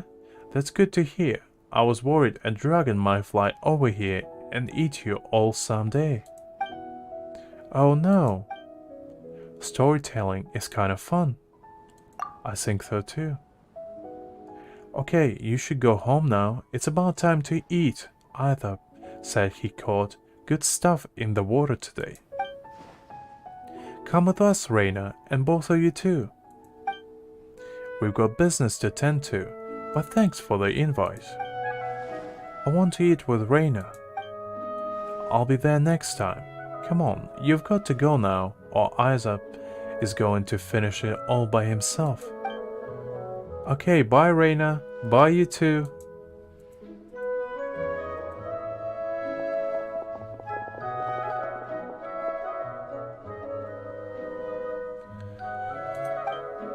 Stick around for a minute, Item. I want to talk to you.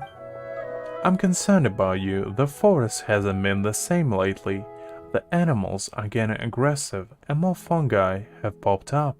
Same with the withering zones, which keep appearing. Don't go picking mushrooms anymore, okay, Item? Don't worry, I know where's safe and not safe. What's more, star shrooms are tasty, and they give you the energy to keep working hard. No, Granny Jihad and I are both worried. Promise me that you won't run around out there before I figure out what's going on. Okay. That's a good boy, Item. You'll be great when you grow up. Alright, go eat with Cavus and others. Got it.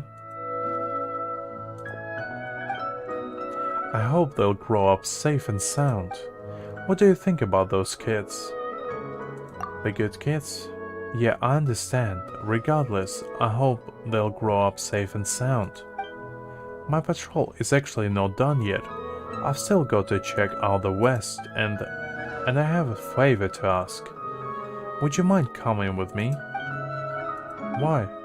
I spotted some withering zones there, with no one to check them.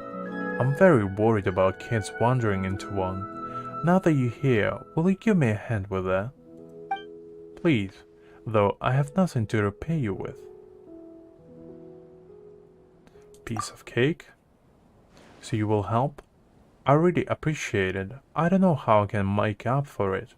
To you. You've done so much for me. Well, we're not going to ignore those in need. Let's go then.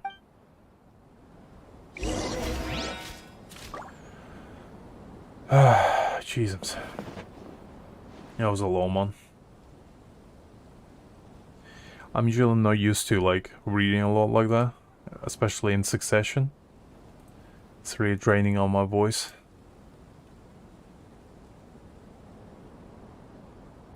But it's still pretty fun. Really bring the Knights of Favonius with you next time.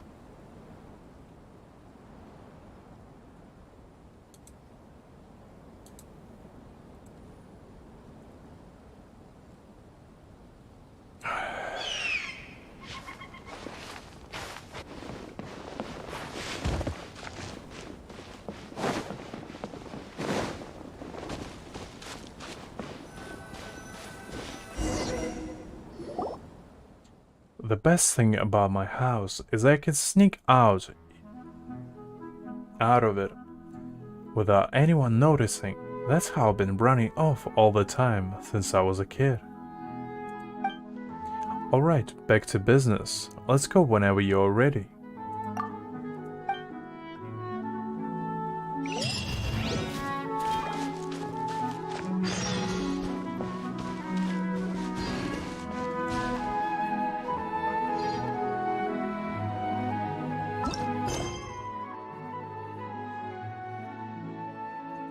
That was pretty fun.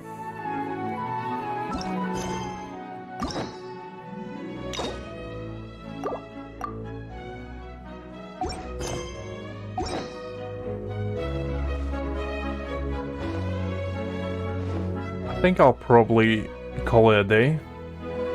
We did quite a lot. Been pretty fun. I might stream tomorrow as well. Just do a little bit more of Sumeru questing and see how it goes. I mean, we still did only a little bit of the first one. It was just like a really long introduction. But I think it might be fun. And I'll try to stream daily, but no promises. I'll see how busy I am. But I'll try to do it for at least an hour or two on a daily basis and probably longer on weekends. But yeah, thank you very much for tuning in. I hope it was fun for you guys, and I really enjoyed your company. So I'll see you all tomorrow, hopefully. And if not, whenever I have time, I'll try to update you on the community post, since I have access to it now.